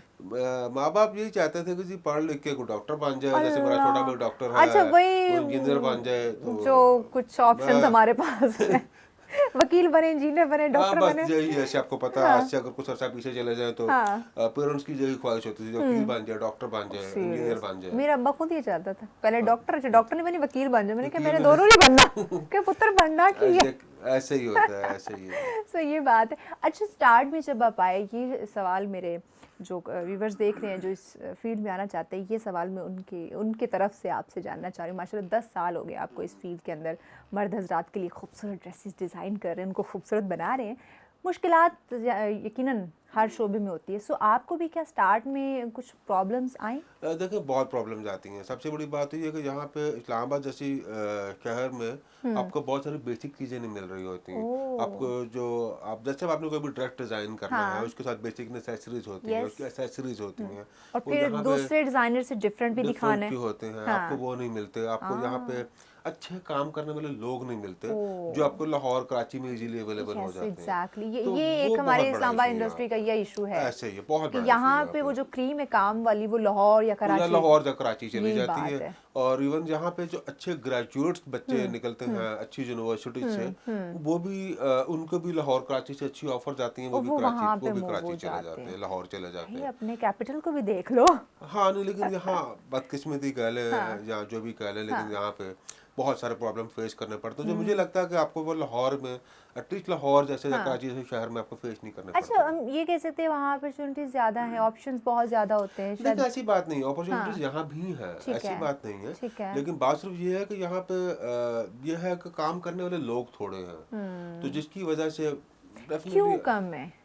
क्या बहुत। उस तरह उनको मुआवजा नहीं मिलता, या ये भी बहुत बड़ा फैक्टर है, ये भी बहुत बड़ा फैक्टर है आपको। क्योंकि कोई रीज़न होती है ना मूव करने की? नहीं देखिए, एक तो रीजन जो होती है कि बड़े ब्रांड्स होते हैं, आपको बड़ी जगह मिल जाती है, पैसे आपको डेफिनेटली पैसे आपको बहुत ज्यादा मिल रहे वो हैं, तो आजकल की बड़ी ज़रूरत है। बहुत साफ सी बात है। तो वो एक बहुत बड़ा एलिमेंट है इसमें। इसी तरह अगर आपने यहाँ पे अच्छे ब्रांड शूट्स करने, आपको अच्छे मॉडल जहाँ को लोकल नहीं मिलते, उसके लिए आप लाहौर अच्छा, जाएं, ये बात भी है। बहुत प्रॉब्लम आती है। आपको लाहौर जाना पड़ेगा। अब आप इसलिए अगर आपने यहाँ अपने लोकल सिटी में शूट करना है, आपको अच्छे फैशन फोटोग्राफर नहीं मिलते, नहीं वो लाहौर में, आपको अच्छे मॉडल नहीं मिलते, वो लाहौर ये में। बात है। अगर हम लाहौर कराची की इंडस्ट्री की बात करें, फैशन इंडस्ट्री के हवाले से, ड्रेसिंग के हवाले से, makeover, photography and everything, no doubt वहाँ प्रोफेशनल्स हैं, मतलब उनका बहुत अच्छा। काम दिखता है, फैशन चेंज भी है, मतलब आपकी ना आंख रुकती है। रुकती है। हाँ। ऐसे ही है, इसमें कोई शक नहीं है। हाँ। एक तो इसकी वजह ये है कि लाहौर कराची में देखिए वहाँ पे जो मार्केट है, हाँ। उन्होंने एक तरह से कह लिया कि पूरा जैसे लाहौर की मार्केट में पूरा पंजाब कैप्चर किया हुआ है, Yes, ठीक है। और सबसे इसी बड़ा तरह एरिया कराची और आपका। उसने पूरा सिंध कैप्चर किया हुआ है, हाँ। तो वहाँ पे आप मल्टीपल चीजों पे काम कर सकते हैं। इस्लामाबाद जैसे काफी मार्केट के अंदर options बैठ के हैं आपके आपको पास। बड़ा रिस्ट्रिक्ट होना पड़ता है, ये कॉलेज बात के ऊपर है। रिस्ट्रिक्ट होना पड़ जाता है। अच्छा, यहाँ इस्लामाबाद में अब हम आ जाते हैं अपने ऐसे ऐसे टॉपिक की तरफ, आपने खुद ही पॉइंट दे दिया। कैसे यहाँ पे क्या डिमांड ज़्यादा आती, कैसे रिस्ट्रिक्शंस हैं यहाँ? एक्चुअली ऑनेस्टली मैं आपको बताऊं, हाँ। यहाँ पे हमारे पास क्लाइंट आएंगे हाँ। और वो 1-1 घंटे की मीटिंग करेंगे, अच्छा। और इन दी एंड उनका जो ड्रेस कलर जो है, जो एंड होगा वो ब्लैक पे जाके हो जाएगा। My God. तो पूरा घंटा लगाएंगे, मुख्तलिफ घंटा कलर lecture निकालेंगे, और उसके और बाद बाद? में पता लगेगा जी ब्लैक शेरवानी बना दें आप, बस काम खत्म। ऐसा क्यों? मुझे लगता है कि यहाँ के लोगों में वो कलर की सेंस इतनी नहीं है, वो रिस्क नहीं लेते। इसी की निस्बत अगर आप लाहौर के इवेंट्स देखें, वहाँ पे मुख्तलिफ मल्टीपल कलर लोगों ने Yes, पहने होते हाँ, हैं, बिल्कुल। कराची में लोग पहनते हाँ, हैं, different। यहाँ पे ऐसा नहीं होता। तब उनकी वो वाकई हम कह सकते हैं कलरफुल लाइफ। कलरफुल लाइफ है। और यहाँ हमारी पे बड़ी ऐसे डल नहीं सी है। इस्लामाबाद यहाँ वालों, पे गिने चुने even चार जो कलर। मेहंदी का भी आउटफिट है, वो भी कहते हैं यार हमें वाइट दे दो, लाइट हमें ग्रीन कलर, दे दो, हाँ, लाइट हमें आप ब्लैक दे दो, मतलब इस तरह के हल्के हल्के रंग, लाइट हाँ shades. Lighter shade, powder shades में चले जाते हैं। तो अब ये है, लेकिन फिर भी ठीक है, मुझे लगता है कि काफी चीजें बेहतर हो रही हैं। अब यहाँ चेंज आ रहा है, आहिस्ता आहिस्ता आहिस्ता आहिस्ता वक्त के चेंज आ साथ रहा है, change। स्लो है लेकिन आ रहा है। अच्छा, शुक्र है, हाथ हो रहा है। हाथ हो रहा है, ये शुक्र ये अल्लाह का। सबसे अच्छी बात है, चेंजिंग आनी चाहिए, कुछ आ ना रहा कुछ है, चेंज होना अल्हम्दुलिल्लाह, चाहिए, अल्हम्दुलिल्लाह, ये शुक्र। ज़रूरी है। मौसम चेंज हो रहा है तो क्या आप क्या ट्रेंड बदल रहे हैं?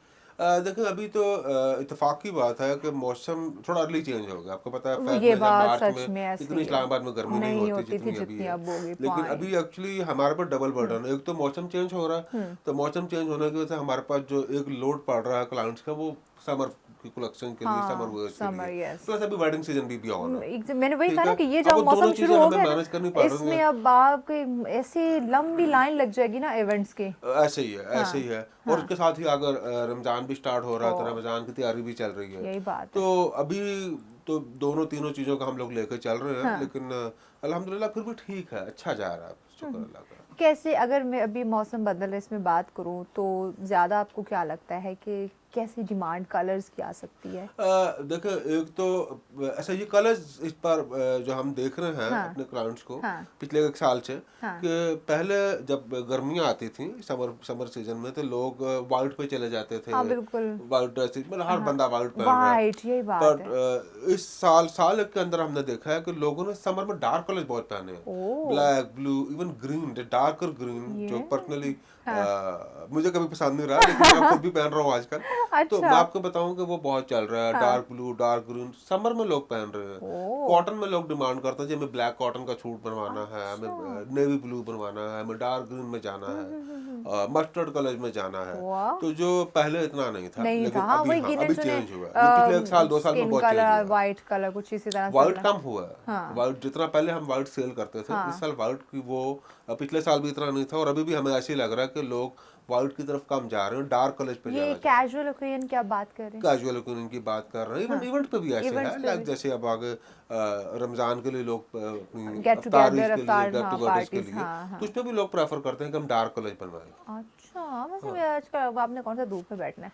नहीं फिर भी यार डार्क कलर का एक अपना अफेक्शन होता है। तो हाँ, वो ये बात है, मौसम के लिहाज से मौसम थोड़ा के होता है कि लिहाज से अगर आप होता है। विंटर में डार्क पहने जरा सूट कर रहा होता है, सूट कर रहा बट अगर होता है। समर में तो थोड़ा बंदा ऑकवर्ड लग रहा होता है, लेकिन लोगों ने पसंद किया है, और लोग पिछले साल एक से हम देख रहे हैं कि हमारे बहुत सारे क्लाइंट डार्क शेड की तरफ जा रहे हैं, समर में भी specially. That's very unexpected for us. Good. इसमें स्टफ किस तरह का आप यूज करते हैं? देखो इसमें अगर हम जनरली देखें, जैसे शलवार कमीज के लिए, कुर्ते पजामे के लिए, तो एक तो यहाँ पे इस्लामाबाद की फिर मैं बात करूँगा कि इस्लामाबाद में जो कॉटन भी चलती है, वो लोग पसंद करते हैं जिसमें कलफ ना लगता हो, जैसे स्टॉर्च कहते हैं, कलफ ना लगता हो। तो वो लोग कहते हैं जी कॉटन भी ऐसी हो जिसपे कलफ ना लगानी पड़े, विदाउट कलफ पहन सके।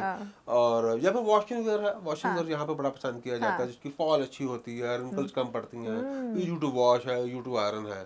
तो इस तरह का स्टफ लोग पसंद करते हैं। यहाँ वॉशिंग वेयर ज्यादा पसंद किया जाता है कंपैरेटिवली, जैसे पंजाब में कॉटन लोग ज्यादा पहनते हैं, वो भी जिसमें वो कलफ वगैरह कॉलफ लगानी है, वो तो सही तो है। यहाँ पे अगर कॉटन भी है तो विदाउट कलफ वाली है, या फिर वॉशिंग वेयर लोग ज्यादा पसंद करते हैं। मतलब कह सकते हैं कि थोड़ा डिसेंट टाइप के, थोड़ा हाँ डिसेंट रहता है, फॉल अच्छी होती है। एग्जैक्टली, आप थोड़ा इजी भी उसमें Easy भी कह हो सकते जाता हैं, है, फील हाँ। करते हैं। ग्रेट।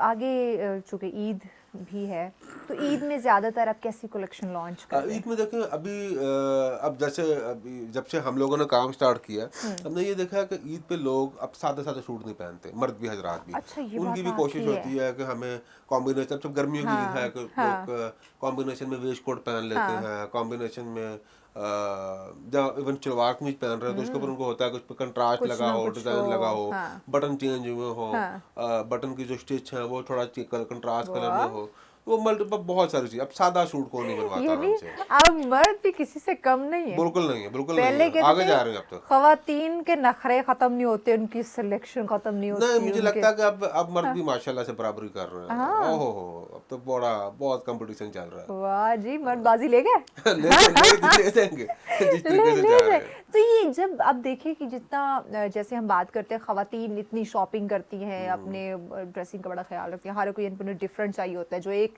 त्योहार पे पहन लिया वो दोबारा उन्होंने नहीं पहनना है, तो अब मर्द हजरात भी किसी से कम नहीं है, अब तकरीबन ये चीज उनमें भी आ गई है। थोड़ा कम है लेकिन फिर भी अब पहले की निस्बत कंपटीशन आ चल रहा है, गई चल है, रहा है, बिल्कुल चल क्योंकि रहा जैसे है। पहले था वैसा नहीं है। पहले कहते थे इस ईद पे कपड़े पहने तो अगली भी खैर है वो चल जाएंगे। नहीं नहीं कोई नहीं नहीं नहीं, लेकिन अब ऐसा वो नहीं है। होता। अब तो अगर आपने एक जैसे अफ्तार पार्टी पे एक शूट पहना तो अगली बार आप रिपीट नहीं करेंगे। आपको अगर रमजान में आपने 10 अफ्तार पार्टी की तो आपको 10 शूट कम से कम चाहिए। एक ब्रेक लेते हैं, ब्रेक के बाद मिलते हैं, हमारे साथ रहिएगा।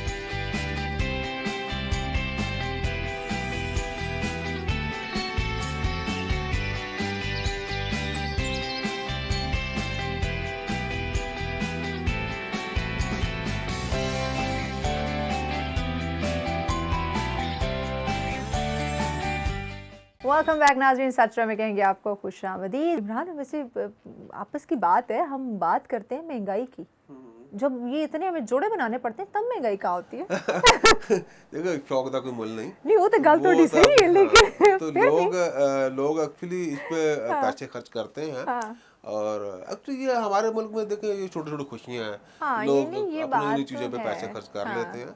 बाकी महंगाई तो कोई डाउट नहीं है, महंगाई बहुत ज़्यादा हुई है। हमारी अपनी इनिशियल कॉस्ट बहुत ज़्यादा बढ़ गई है, फैब्रिक की कॉस्ट बहुत ज़्यादा बढ़ गई है और बहुत फ़र्क पड़ गया है। लेकिन बहरहाल अभी लकीली हम इस्लामाबाद जैसे शहर में बैठे हैं तो यहाँ पे लोग अफोर्ड कर लेते हैं। यस, ये इस्लामाबाद ऐसा सिटी है जहाँ कहते हैं कि आपको अगर रहना है तो ज़रा अपना स्टैंडर्ड हाई रखना पड़ेगा, क्योंकि ये गरीब लोगों का शहर नहीं है। नहीं, बिल्कुल नहीं है, नहीं है। ये बात है कि यहाँ रहना है तो फिर ज़रा अपने आप को हाई रखे, हाई दिखाएं।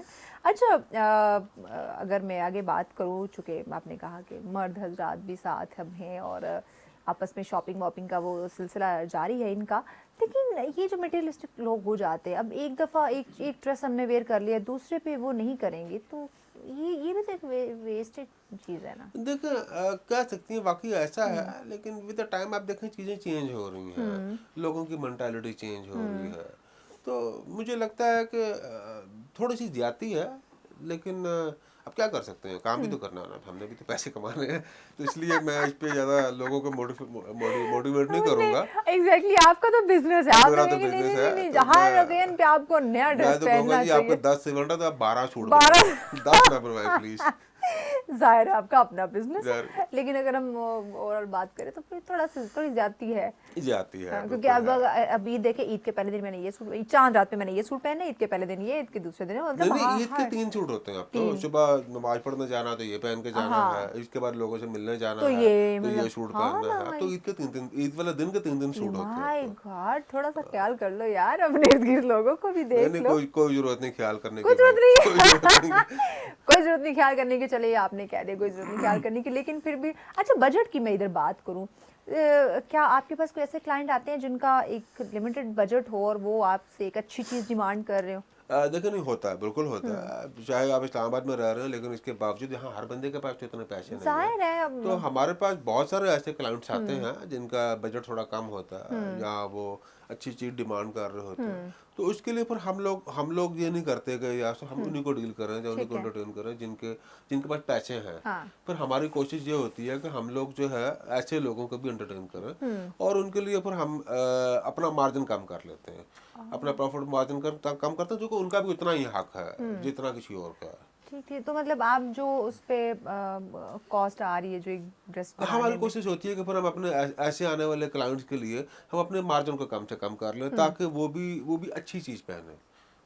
जाहिर एक डिज़ाइनर का यही है कि वो लोगों को आपके पास, क्योंकि अक्सर हम बात करते हैं मीडिया, सोशल मीडिया की वजह से, कमर्शियल्स की वजह से लोग ज़रा वो आज कॉपी पेस्ट भी हो जाते हैं कि उस एक्टर ने या एक्ट्रेस ने ये पहना हुआ था, मुझे भी ज़रा उसकी तरह ड्रेस करना है। ऐसे भी क्लाइंट्स आते हैं बहुत चीज़ लेके भी हमें ये ड्रेस चाहिए। सोशल मीडिया पे है लोग अक्सर हमारे पास डिफरेंट फिल्म स्टार के, डिफरेंट टीवी आर्टिस्ट की तस्वीरें उठा कर ले जाते हैं, जी ये पहना हुआ है, हमें भी ऐसा चाहिए या ये कर दें। वो थोड़ा मुश्किल हो जाता है हमारे लिए, बिकॉज आपको बहुत ज़्यादा कॉपी पेस्ट पे जाना पड़ जाता है। तो हम कोशिश करते हैं कि उनको उसके करीब ले जाए, एग्जैक्टली सेम पे ना लेके जाए, लेकिन थोड़ा मुश्किल जरूर हो जाता है। कर देते हैं, फिर भी कोशिश करते हैं। जरूर बात है उसकी डिमांड है, उसको वो सुई वहाँ अटकी हुई है कि मैंने पहनना ही यही है, यानी वो पहले से दिमाग बना के आ गया, वो बांध बना के आ गया। आप जितना मर्जी इसको घुमा ले, लेकिन वो घूमेगा नहीं, उसको पता है कि वो इवन आपको घुमा के रख देगा, वो हमें घुमा कर रख देगा।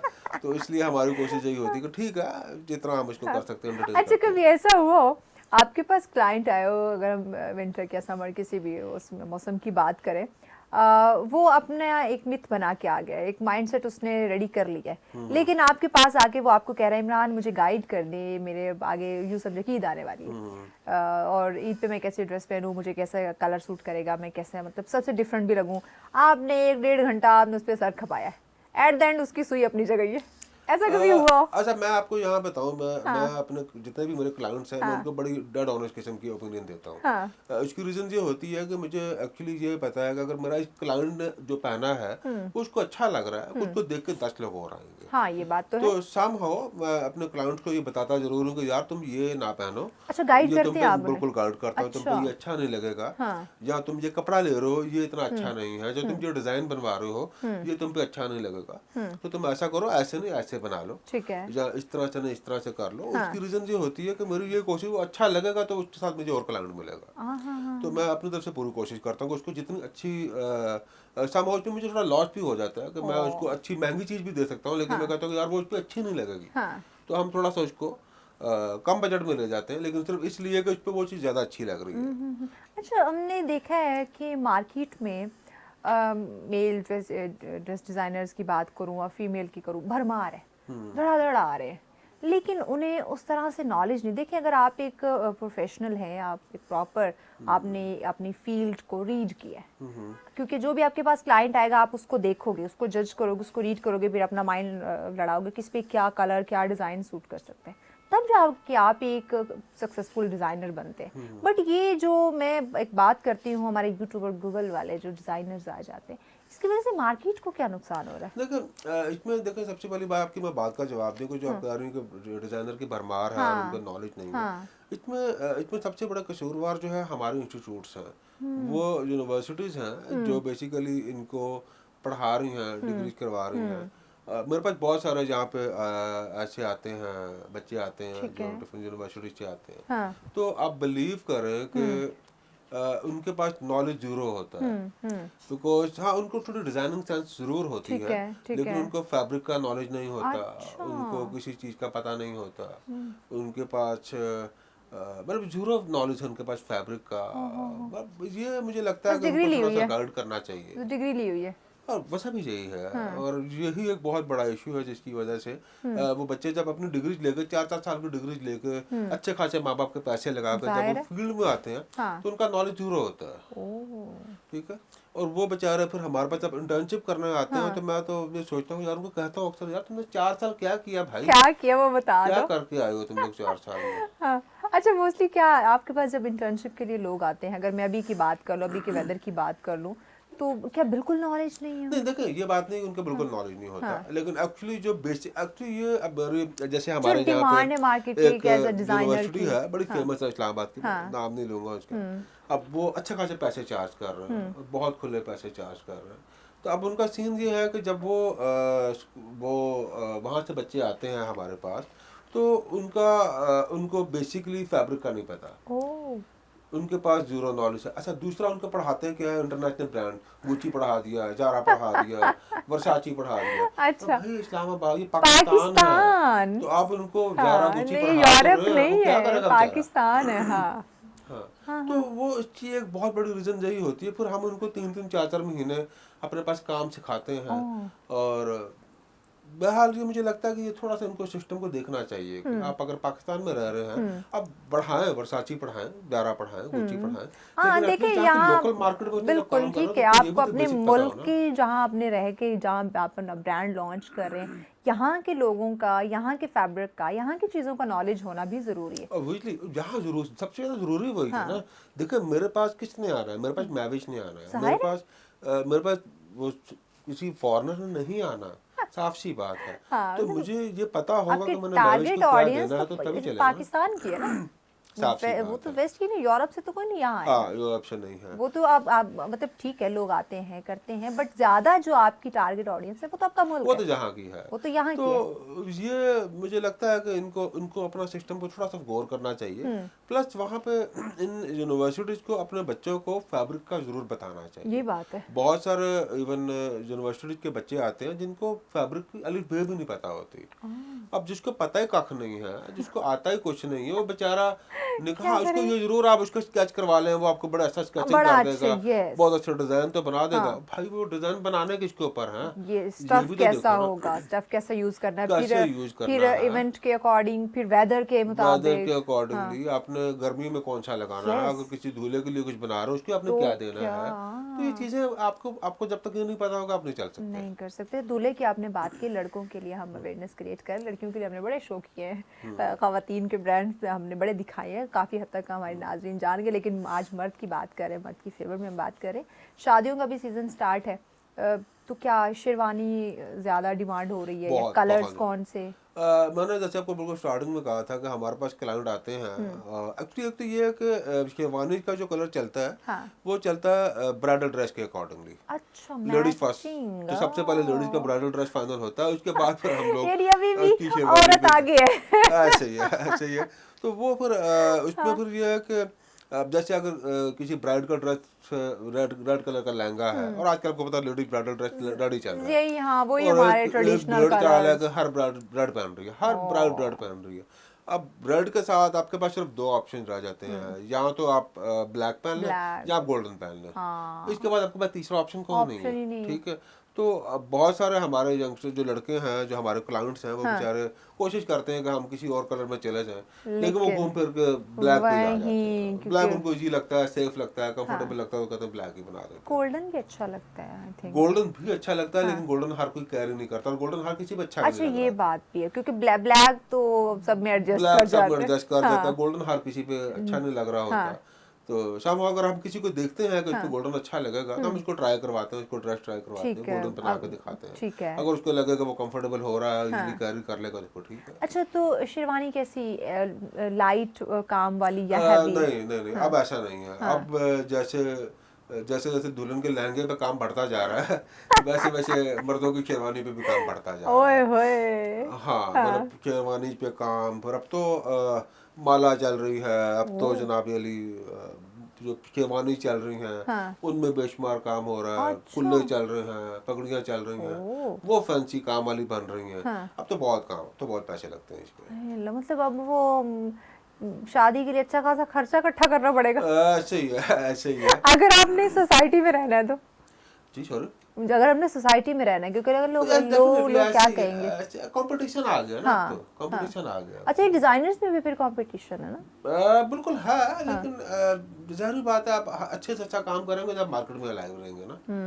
तो आपको कुछ अच्छा करना है, कुछ नया करना है, कुछ डिफरेंट करना है, ये करेंगे तब अलाइव रहेंगे, तो कैसे रह सकते हैं आप? कोई जिंदगी का इंटरेस्टिंग वाकया याद हो अपने ड्रेस डिजाइनिंग के दौरान, इस 10 साल के अंदर बड़ा इंटरेस्टिंग सा वाकया क्लाइंट के साथ, आपके साथ कुछ हुआ? नहीं, इसमें बहुत सारे होते रहते हैं, बहुत सारे वाकयात ऐसे होते हैं। समटाइम तो ऐसा हो जाता है कि इवन एक्चुअली होता है ऐसे कि हमारे पास लड़के आए, क्लाइंट आया, उसने अपने लिए अपनी शेरवानी पसंद कर ली, सब कुछ कर लिया, आखिर में पता लगता है कि उसकी फैमिली आकर टोटली रिजेक्ट कर देती है। नहीं भाई, दूल्हे की बहन आ गई, दूल्हे की माँ आ गई, इसने कहा नहीं ये तुमने क्या बनवा लिया है। अच्छा। अब हमने एडवांस पकड़ा हुआ है, लाखों रुपए की चीजें बन गई हैं। हाँ। अब वहाँ पे हम फंस गए कि भैया अब इसका क्या करें, कैसे अकोमोडेट करें। वो बच्चा बेचारा मुंह लेकर बैठा हुआ है। हाय अल्लाह। तो मुझे लगता है कि घर वालों को चाहिए कि थोड़ा सा उसको भी फ्री हैंड दे। अच्छा, जैसे अगर हम खवातीन की बात करते हैं तो मेरे ख्याल से ब्राइडल अपने ज्वेलरी, ड्रेस सब कुछ खुद ही सेलेक्ट करती है। बहुत अब तो ऐसे ही है, अब तो ऐसे ही है। तो फिर भाई दूल्हे का भी तो हक बनता है ना। उसका भी तो उतना ही हक है, उतना ही हक है, उसकी भी शादी हो, वो ब्राइडल है वो ग्रूम है, ऐसे ही तो है, दोनों को एटलीस्ट उनके दिन तो आजाद छोड़ दें, उनके दिन के लिए तो सिलेक्शन कर दें। ऐसे ही है। बाकी ड्रेसेस चीजें आपने अपनी मर्जी से बनवा ली, बट एटलीस्ट दूल्हा और दुल्हन को अपनी मर्जी उस दिन अपनी जिंदगी जीने दे। हाँ एग्जैक्टली। अच्छा, अगर मैं सादा कैजुअल वेयर की बात करूँ तो लड़कों को क्या सजेस्ट करेंगे कि मौसम के साथ साथ, अगर ऑफिस गोइंग की मैं जस्ट सिंपल बात आपसे कर लूँ, उसके बाद फिर स्टेप बाय दूसरे हम आते हैं शोबों की तरफ, तो क्या रिकमेंड करते हैं ऑफिस गोइंग जो हमारे मर्द हजरात हैं? देखिए मुझे ये लगता है कि आपको फैशन के बहुत ज्यादा फॉलो नहीं करना चाहिए। आपको ये देखना चाहिए कि आपको अच्छा क्या लग रहा है, ये बात है। आप कंफर्टेबल किस ड्रेस में, ठीक है। अब जैसे हमारे बहुत सारे क्लाइंट्स हैं, वो उनकी फिजिक ऐसी नहीं होती, लेकिन वो फैशन को फॉलो करते करते वो स्लिम फिट पे चले जाते हैं, कलर जैसे पहनने की कोशिश कर रहे होते हैं जिसमें वो कंफर्टेबल नहीं होते, लेकिन वो फैशन के चक्रों में अपने आप को तंग कर रहे होते हैं। तो मैं सबको कहता हूँ कि यार आप जिसमें कंफर्टेबल हैं आप वो बनवाएं। ये बात है, ये मैं समझ कब आएगी। हाँ, आप वो पहने जिसमें आप कंफर्टेबल हैं, जिस कलर में आप कंफर्टेबल हैं, तो वो आप ज्यादा पहने। आई थिंक वो आपने सारा दिन एक चीज पहन के फिरना है, तो आप इसमें कंफर्टेबल होंगे तो दिन गुजारेंगे। हम लोगों से कम्युनिकेट करना है, जब तक आप कंफर्टेबल नहीं होंगे, आप मेंटली आप इजी नहीं होंगे। फिटिंग वो पहने जो आप जिसमें आप कंफर्टेबल हैं, बजाय इसके कि आप बिल्कुल कहेंगे जी ये हमायूं से बड़ी अच्छी फिटिंग पहनता है, भाई वो हमायूं से वो उसकी फिजिक है, उसका वो फीचर है, वो उस पे जच रहा है, लेकिन हो सकता है वो आप पे ना जच रहा हो। तो जरूरी नहीं कि आप वो बनने की कोशिश करें। हाँ, इंस्पायर होना चाहिए आप उनसे मोटिवेट। हाँ, बट कॉपी पेस्ट वाली चीजें नहीं आनी चाहिए। मुझे भी यही लगता है, ऐसे जो आप पे सूट करे उसको आप ज्यादा प्रेफर करना चाहिए। बेहतर। ओवरऑल क्या मर्द हजरात के लिए, क्योंकि आज हम खवातीन पे बात नहीं करने वाले, सॉरी मेरी बहनों बुरा मत मानना, लेकिन अगला सेगमेंट खवातीन पे ज़रूर होने वाला है, आप लोग बिल्कुल नाराज़ मुझसे नहीं होएगा। मर्द हजरात को क्या पैगाम देंगे कि बदलते मौसम के साथ अपनी ड्रेसिंग का वो कैसे, ड्रेसिंग सेंस का किस तरह से ख्याल रखें, ताकि ऑफिस जा रहे हैं तो भी सोबर डिसेंट लगें, अगर कॉलेज यूनिवर्सिटी जा रहे हैं तो भी अपने आप को एक अच्छे तरीके से कैरी कर सकें। देखिए दोनों की लाइफ बहुत डिफरेंट है। जो कॉलेज यूनिवर्सिटी के लड़के हैं वो तो ज़्यादातर कैजुअल में ही जाते हैं, तो उनकी तो ड्रेसिंग टोटली डिफरेंट हो जाती है। लेकिन जो ऑफिस वर्कर्स हैं उनका यही आ जाता है कि उनको यही देखना चाहिए कि एक तो ये कि कलर आजकल ये है कि कलर ऑफ द ईयर हर साल आता है, तो कलर कौन सा चल रहा है, ठीक है। आपको कलर इस साल वैसे ग्रीन बहुत ग्रीन बहुत पसंद किया गया, इवन ग्रीन सलवार कमीज में भी बहुत पसंद किया गया, और इस साल ग्रीन जो है शूटिंग में भी बहुत पसंद किया, लोगों ने बहुत शूट बनवाए, और इवन ग्रीन मेहंदी के लिए भी बहुत चला।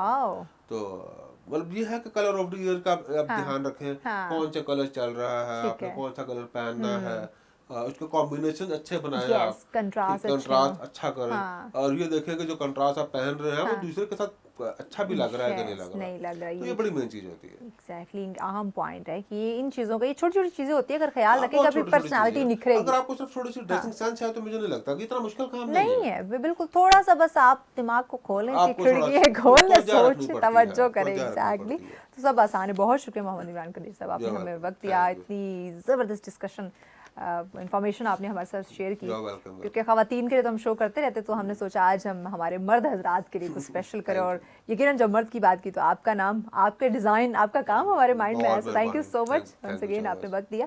नाज़रीन, आपने सुना, देखिए वही चीज़ें जो हम ख़वातीन के हवाले से आपसे डिस्कस करते हैं, मर्द हजरात के लिए भी वही है। थोड़ा सा आपको ड्रेसिंग सेंस हो, आप वो चीज़ सेलेक्ट करें जो आप पे सूट कर रही है, वो चीज़ आप ना देखें कि फ़लाँ एक्टर ने, एक्ट्रेस ने वो पहना हुआ था तो मेरे पे भी वही जचेगा, ऐसा नहीं हो सकता। वो है, आप हैं। हर इंसान की पर्सनालिटी जो है वो एक दूसरे से डिफरेंट है। सो इंस्पायर हों, आप उससे मोटिवेट हों, आप ट्राई करने की कोशिश करें, बट अडॉप्ट मत करें, उस फैशन को अपने ऊपर हावी मत करें, आप उसी में जकड़ के अपने आप को ना रख लें। इससे जो आपकी खूबसूरत पर्सनालिटी है ना, उसके जो 4 चांद उसको लगे हुए हैं ना, वो भी ख़त्म हो जाएंगे। सो अगर आप खुद को 4 चांद लगाए रखना चाहते हैं, खूबसूरत बनाए रखना चाहते हैं, तो जो आप पे सूट कर रहा है, जो आप पे जच रहा है, उसको फॉलो करने की कोशिश करें, तो यकीनन आपकी पर्सनालिटी बिल्कुल परफेक्ट रहेगी, डाउन नहीं होगी। वेल, ब्रेक की जाने बढ़ना है, ब्रेक के बाद एक और इंटरेस्टिंग सेगमेंट, जिसमें मैंने कहा कि अभी तो हम मर्द हज़रात पे बात करें, लेकिन ब्रेक के बाद ख़वातीन के हवाले से बात करेंगे, बट उसमें भी हम हमारे मर्द हज़रात को शामिल रखेंगे। आप लोग बेफिक्र हो जाए, हम बराबरी की सतह पे चलते हैं। एक ब्रेक लेते हैं, ब्रेक के बाद मिलते हैं, हमारे साथ रहिएगा।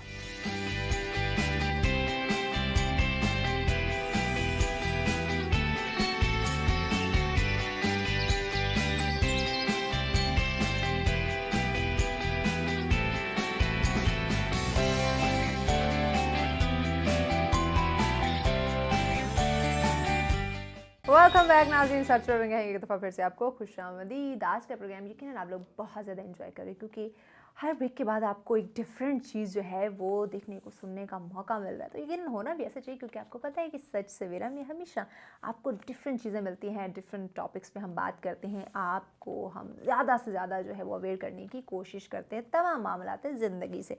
जैसे ब्रेक पे जाने से पहले मैंने प्रॉमिस किया था हमारी ख़वातीन से, मेरी बहनों से, क्योंकि आज मेरी बहनों का दिन है। सो आज उनके लिए हम ज़्यादा से ज़्यादा जो है वो बात करेंगे, ज़्यादा से ज़्यादा अवेयरनेस जो है वो क्रिएट करेंगे। जैसे पहले फर्स्ट सेगमेंट में आपको रिमाइंडर देती चलूँ कि हमने आज चुके ख़वातीन का आलमी दिन है, उस पर बात की। सेकंड सेगमेंट हमने हमारे मर्द हज़रात को भी याद रखा, उनके फैशन सेंस पे, बदलते ट्रेंड पे हमने बात की। नाउ लास्ट सेगमेंट हमारा, जिस पे हम बात करने वाले हैं ख़वातीन, उनकी ब्यूटी, उनकी खूबसूरती, और वो खूबसूरती मोस्टली हम कैसे बरकरार रखते हैं, मेकअप से। क्योंकि मुझे नहीं लगता कि आजकल कोई ऐसी औरत तो छोड़े, कोई बच्ची भी होगी जो मेकअप के बगैर बाहर निकलती होगी किसी फंक्शन में, इवन स्कूल कॉलेज का फंक्शन उसमें भी जाती होगी। नो वे, नेवर, क्योंकि वो तो खूबसूरत लगना चाहती है।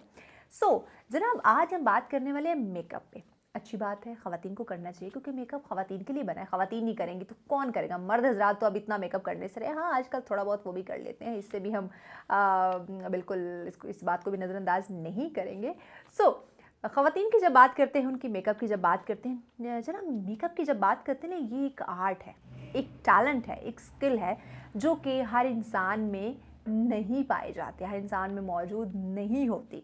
सो क्या ये बात किस हद तक ये दुरुस्त है कि मेकअप एक आर्ट है? इस आर्ट को हम कैसे सीख सकते हैं? क्या ये आर्ट हर इंसान में मौजूद है, या इसको प्रॉपर सीखना पड़ता है, इस आर्ट की प्रॉपर ट्रेनिंग लेनी पड़ती है? और इस वक्त अगर मैं बात करूँ हमारी सोसाइटी की, हमारे मार्केट की, जहाँ मैंने बात की, हंसी मजाक वाली एग्जांपल दूँ, हम ख़वातीन के मामले में कहा जाता है कि शॉप पे अगर सब्ज़ी ख़रीदने भी जाना है ना, तो मेकअप करके जाना है।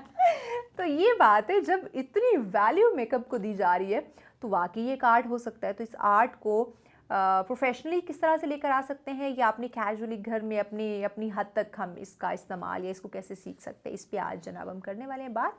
सो इस पे गाइड हमें करेंगी यकीनन हमारी आज की मौजूद मेहमान, जो कि ब्यूटी एक्सपर्ट हैं। माशाल्लाह, उनका नाम, उनका काम आप देखते रहते हैं।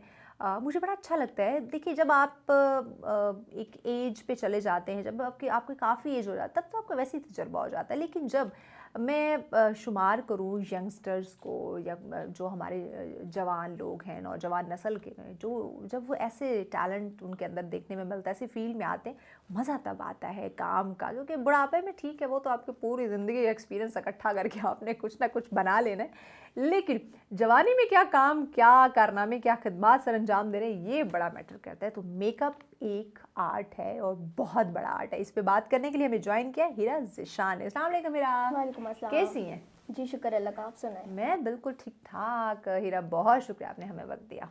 Thank you so much. क्या बहुत शुक्रिया कि आप आए। हम आए आप मेरे सैलून पे आए, बहुत अच्छा लगा मुझे। बिल्कुल, आजकल हम यही कर रहे हैं कि जो हमारा गेस्ट होता है, हम उनकी जगह पे जाके उनके साथ शो करें, ताकि हम हमारे नाजरीन को सच में सच दिखा सकें और सच उनको बता सकें। स्टूडियो में तो मैं देखती रहते हैं हमें। जी बिल्कुल। वेल हीरा, मेकअप एक आर्ट है, इस पे हम बात करेंगे इन डिटेल, इंशाल्लाह बात करेंगे, और कोशिश करेंगे कि नाजरीन को, हमारी जो ऑडियंस हमें देख रही है, उनको हम अच्छे से गाइड कर सके, अवेयर कर सके। फर्स्ट ऑफ ऑल, मैं आपके आर्ट पे बात करना चाहूँगी, क्योंकि नाज़रीन को पता चल जाए कि जो बंदी हमें आर्ट के बारे में बताने वाली है, एक्चुअली ये आर्ट उसमें कैसे और कब आया। मेरा दरअसल ये था कि मुझे बचपन से मेकअप का बहुत ज्यादा शौक था। ये बहुत बचपना शौक था हमें मुझे। कहीं का नहीं छोड़ता। और मेहंदी आर्टिस्ट भी हूँ मैं। Great. मेहंदी का भी मुझे बहुत शौक था और मेहंदी तो मैं तकरीबन टाइम होता तो मैं हीरा से मेहंदी लगवा के आप लोगों के साथ 13-14 साल की थी मैं जब से मेहंदी लगा रही हूँ। हाँ। तो बहुत मुझे शौक था और मेहंदी डिजाइन भी करती हूँ और आर्ट भी करती हूँ। वाह, जी बिल्कुल। और इसी तरह नेल आर्ट का मेरा काम है, नेल आर्ट करती हूँ ये हम जरूर करवाएंगे हीरा से और नेक्स्ट प्रोग्राम में मैं आपको दिखाऊंगी हीरा का नाम लेके। इंशाल्लाह जरूर। Yes. और उसके बाद आ जाता है मेकअप। हाँ। मेकअप का वही मैंने आपको बताया मुझे बहुत शौक बचपन था से। और अभी तक है। फिर मैंने कहा कि नहीं इस आए। फील्ड में ज़रूर आना है। हाँ। तो फिर मैं इस फील्ड में आई और मुझे बहुत अच्छा लगा। मुझे लोगों को कितने साल हो गए आपको इस फील्ड में? मुझे तकरीबन 6-7 साल हो गए इस फील्ड में। जी ग्रेट। तो मैं अगर बात करूँ माँ बाप की, क्योंकि कहते हैं ना किसी भी फील्ड में कोई भी जॉब, कोई भी बिजनेस, कोई भी कारोबार है, फैमिली सपोर्ट बड़ी ज़रूरी है। जी बिल्कुल। काम छोटा हो या बड़ा हो, लेकिन अगर फैमिली साथ है तो आपके वारे न्यारे हैं। बट अगर फैमिली साथ नहीं है तो आपका बड़ा बिजनेस भी किसी खाते में नहीं आएगा। जी बिल्कुल। फैमिली का हमें बताएं। फैमिली का भी यही है कि किसी ने कभी मना नहीं किया, कुछ भी नहीं कहा। और मुझे शौक था क्योंकि शादी को मेरे को माशाल्लाह 5 साल हो गए। माशाल्लाह। तो शादी के बाद जो है मेरा ज़्यादा इंटरेस्ट हो गया क्योंकि मेरे हस्बैंड माशाल्लाह बहुत कोऑपरेटिव है और वो नहीं कहते थे, वो कहते थे आपका जो है आप करें। अच्छा, ये बड़ी एक पॉजिटिव इसको मैं पॉइंट हमारे देखने वालों के लिए भी ये ज़रूर कहूँगी।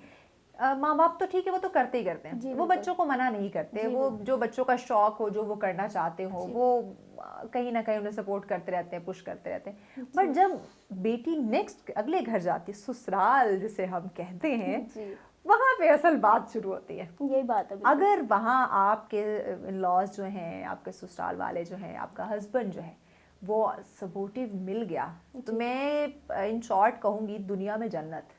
बिल्कुल। आपने जो चाहा वो पा लिया, बिल्कुल जो यही चाहा बात वो है। कर लिया। मेरे हस्बैंड माशाल्लाह कोऑपरेटिव हैं बहुत ज़्यादा और उन्होंने मुझे कभी मना नहीं किया, बल्कि उन्होंने मेरी सपोर्ट किया अच्छा, हर जगह पे। मतलब आपको और पुश करते होंगे और मोटिवेट करते होंगे अगर आप कहीं हिम्मत हार रही होगी, क्योंकि देखिए प्रॉब्लम्स तो आती हैं। देखिए बिल्कुल, माशरे में ऐसे लोग होते हैं, कुछ अच्छे होते हैं, कुछ बुरे होते हैं, कुछ आपको आगे जाता नहीं देख सकते। और अगर आप आगे बढ़ना चाह रहे हो और आपके पीछे सपोर्ट होना लाजमी है, अकेला इंसान कभी भी ऐसा नहीं कर सकता। एक और एक दो नहीं होते, जी बिल्कुल, 11 वही होते बात है। हैं। हाँ, सो हीरा जो है वो एक और एक, हीरा एंड हीरा के हस्बैंड एक और एक दो नहीं है, 11 है। बिल्कुल। वेल, ये ना प्रॉब्लम्स क्या आई थी जब आपने आज से 5-6 साल पहले ये स्टेप लिया कि मुझे अपना एक प्रॉपर बिजनेस स्टार्ट करना चाहिए? आपने रियलाइज किया कि ये टैलेंट, ये आर्ट आपके अंदर मौजूद है। सो बेसिक स्टार्ट में, क्योंकि ये बेसिक क्वेश्चन इसलिए पूछ रही हूँ ताकि जो बहनें इस फील्ड में आना चाहती हैं उन्हें आइडिया हो जाए, थोड़ी सी अवेयर हो जाए कि ये प्रॉब्लम आ सकती है। जी बिल्कुल, ये बहुत ज़्यादा शुरू में तो काफ़ी था। पहले तो मैं खुद वो करती थी, मैं कहती थी भाई कैसे जाऊंगी। पहले तो मैंने खुद को पब्लिक भी नहीं किया था। मैं कहती थी कि नहीं, आप देख सकती हैं अभी भी मैंने गाउन किया हुआ है। ज़ाहिर है मेकअप जो करती हैं, कुछ ब्यूटिशियंस ऐसी होती हैं वो कहती हैं काम को नहीं देखती। तो वो कहती है बस हमारी लुक होनी चाहिए। ठीक है, आपकी अपनी भी एक लुक होती है, आप भी नजर आने चाहिए। जाहिर सी बात है, क्लाइंट आए तो बंदा मासी बन के बैठा वो अच्छा नहीं लगता। अक्सर जब मेरी मेकअप आर्टिस्ट जो है वो भी ये कहती है, और इवन हमारे जब गेस्ट आते हैं ना वो भी ये बात करते हैं, यार तुम लोग हमें मेकअप करते हो, हमें खूबसूरत बनाते हो, लेकिन ये मेकअप आर्टिस्ट खुद मेकअप क्यों नहीं करती हैं? बिल्कुल, अभी देखे मैंने बिल्कुल भी मेकअप नहीं किया, जैसे मैंने थी वैसे बैठ गई हूँ आपके साथ। तो वही बात है, हस्बैंड मेरे ने बहुत ज्यादा मेरा साथ दिया। बहुत सारे ऐसे लोग होते हैं जो चाहते हैं कि आप आगे ना जाएं, और मेरे साथ भी बहुत हुआ है, थोड़ा नहीं हुआ, बहुत हुआ है। इस फील्ड में इसलिए भी कह सकते हैं कि ज्यादा आपको प्रॉब्लम्स आती हैं बिकॉज फीमेल्स की फील्ड है, खवातीन की। तो सॉरी टू से, आज मेरी बहनों का दिन है, ये बात मुझे नहीं करनी चाहिए, बट जो हकीकत है वो हकीकत है कि ये खवातीन में प्रोफेशनल जेलसी आ जाती है कि ये मुझसे आगे ना बढ़ जाए। जी बिल्कुल, यही बात है। ऐसे ही कुछ बहुत अच्छे लोग मिलते हैं, कुछ बहुत ज्यादा, कुछ ब्यूटिशियंस हैं सीनियर है मुझसे, लेकिन आके मुझसे क्लासेस लेके जाती हैं यहाँ पे, स्किन एस्थेटिक से रिलेटेड क्लासेस लेके जाती हैं, मेकअप से रिलेटेड, और मेरे काम को पसंद करती हैं बहुत ज्यादा। इसी तरह मैं लाइव डेमो वगैरह दे रही हूँ, क्लासेस कर रही हूँ, तो सारे लोग पसंद करते हैं। लेकिन वही बात है कि आपके अपने घर के कुछ छुटके तो करते हैं, तो नहीं बात है, लोगों को ना देखें, आप अपने काम को आगे बढ़ाएं। वही बात है, फूलों के साथ कांटे होते हैं ना, जी बिल्कुल, इग्नोर करें, फूलों को एंजॉय करें। कुछ लोग होते हैं आपकी लेग पुलिंग करने के लिए, तो करते रहें, आप अपने काम को आगे बढ़ाएं। मुझे लगता है हीरा कि जो लोग आपकी लेग पुलिंग कर रहे हैं, आपको डिमोटिवेट करने की कोशिश करें, एक्चुअली में जो मैं समझती हूँ इनडायरेक्ट वो आपको और मोटिवेट कर रहे हैं, आपको अपने गोल को अपना और पुख्ता कर रहे हैं। वो फिर एक गुस्सा आ जाता है, नहीं अब मैंने करना है और आगे जाना है। अच्छा, अब तो मैं करके दिखाऊंगी। हाँ, ये बिल्कुल। और ये मेरे साथ भी ऐसी कुछ हुआ था। और कुछ बंदा ना वो तड़ी में आ जाता है, कॉमन अगर मैं लैंग्वेज में कहूँ तो जिद में आ जाता है। अगर किसी टाइम मेरा काम करने का मूड ना हो या कहीं क्लास वगैरह ना जाने का दिल हो तो बस लोगों के लिए जाती हूँ कि नहीं मैंने जाना है मैंने जरूर जाना है। जाना है, वरना देखिए कहते हैं ना कि आप जब तक मार्केट की जरूरत नहीं बनते आप तमाम रूल्स फॉलो करें। बिल्कुल यही आप बात है। सबको सर्विसेज प्रोवाइड करें, आप उनको जाने, उनका अच्छा बुरा सब सुने, यही बात लेकिन जब आप मार्केट की जरूरत बन जाए, आप एक ब्रांड बन जाए, सही बात देन अपनी बनवाए।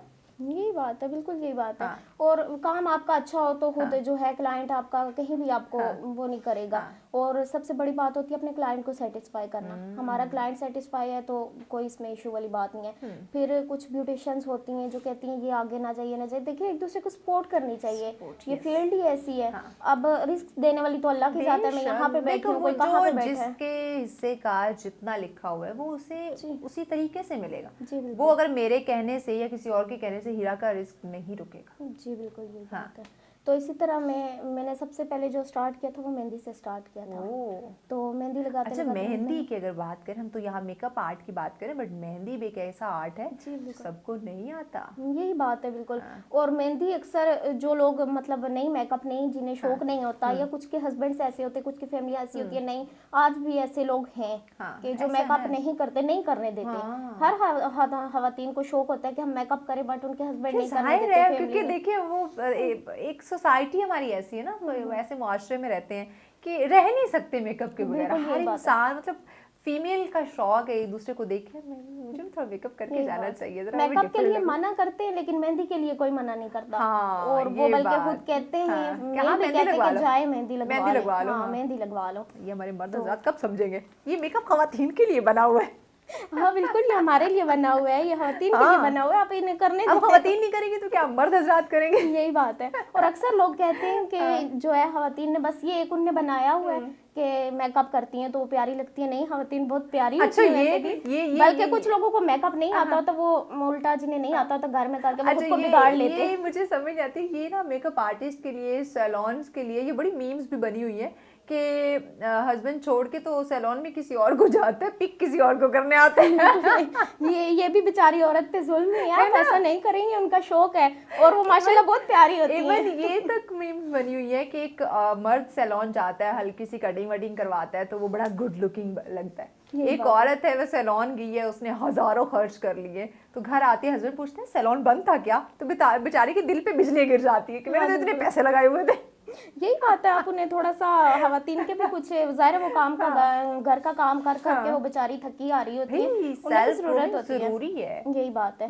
आर्ट की जहाँ तक बात की जाए तो हम फीचर्स को तो चेंज नहीं कर सकते, लेकिन वही बात है हम उनको थोड़ा बहुत जो है वो उन्हें बिगाड़ा हुआ होता है खुद को, उससे हम ठीक कर सकते हैं। वो बेचारी जाहिर सी बात है घर का काम करती है और जरूरी है उनके लिए, तो हम हाजिर है। और हम हीरा बिल्कुल हाजिर है, कोई जो भी कहे हम करेंगे, करने को तैयार है, लेकिन उनके हस्बैंड कुछ ना कहे। वेल हीरा, बातों को मजीद आगे बढ़ाते एक शॉर्ट सी ब्रेक लेनी है। ब्रेक के बाद आपकी जानिब आते हैं नाज़रीन, इंटरेस्टिंग डिस्कशन का सिलसिला जारी है। हमारे साथ रहेगा खवातीन के हवाले से हम बात करते हैं, तो यकीनन खवातीन को तो लाजमी सुनना चाहिए।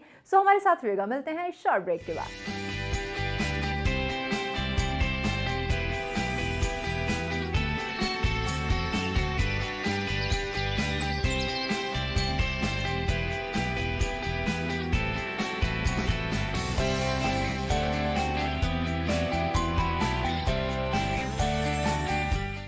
वेलकम बैक नाज़रीन, सच में कहेंगे आपका खुशामदीद। इंतहाई इंटरेस्टिंग डिस्कशन हो रही है मेकअप के हवाले से, और चूँकि मेकअप एक आर्ट है और बहुत बड़ा आर्ट है, और इस बहुत बड़े आर्ट को कैसे समझ सकते हैं, कैसे सीख सकते हैं, ये यकीनन हम जान रहे हैं हीरा से। अच्छा हीरा, मेकअप आर्ट की हम बात करें, देखिए अगर आपने ये एक बिज़नेस स्टार्ट किया है, यकीनन आपने इसके बारे में प्रॉपर एजुकेशन हासिल की है, आपने नॉलेज, क्योंकि देखिए हम बात करते हैं हमारे नेल्स की, हमारे हेयर्स की, हमारी स्किन की, बहुत सेंसिटिव इश्यूज़ हैं, और ये इशू अगर एक दफ़ा इसके साथ आपने छेड़खानी कर दी, प्रॉब्लम शुरू होगी तो ये लॉन्ग टर्म चल सकती है। ये फॉर इंस्टेंट रिकवर होने वाली प्रॉब्लम्स नहीं है, ना नेल की, ना हेयर की, ना स्किन की। सो आपका बिजनेस एक सेंसिटिव में कह सकते हैं। सो ये कैसा आर्ट है, जब तक आपको प्रॉपर नॉलेज नहीं होगी, एजुकेशन नहीं होगी, आपने प्रॉपर कहीं पढ़ा नहीं होगा, प्रॉपर किसी इंस्टीट्यूट में जाके आपने कोर्सेज नहीं किए होंगे, आप नहीं एक कामयाब बिजनेस चला सकते।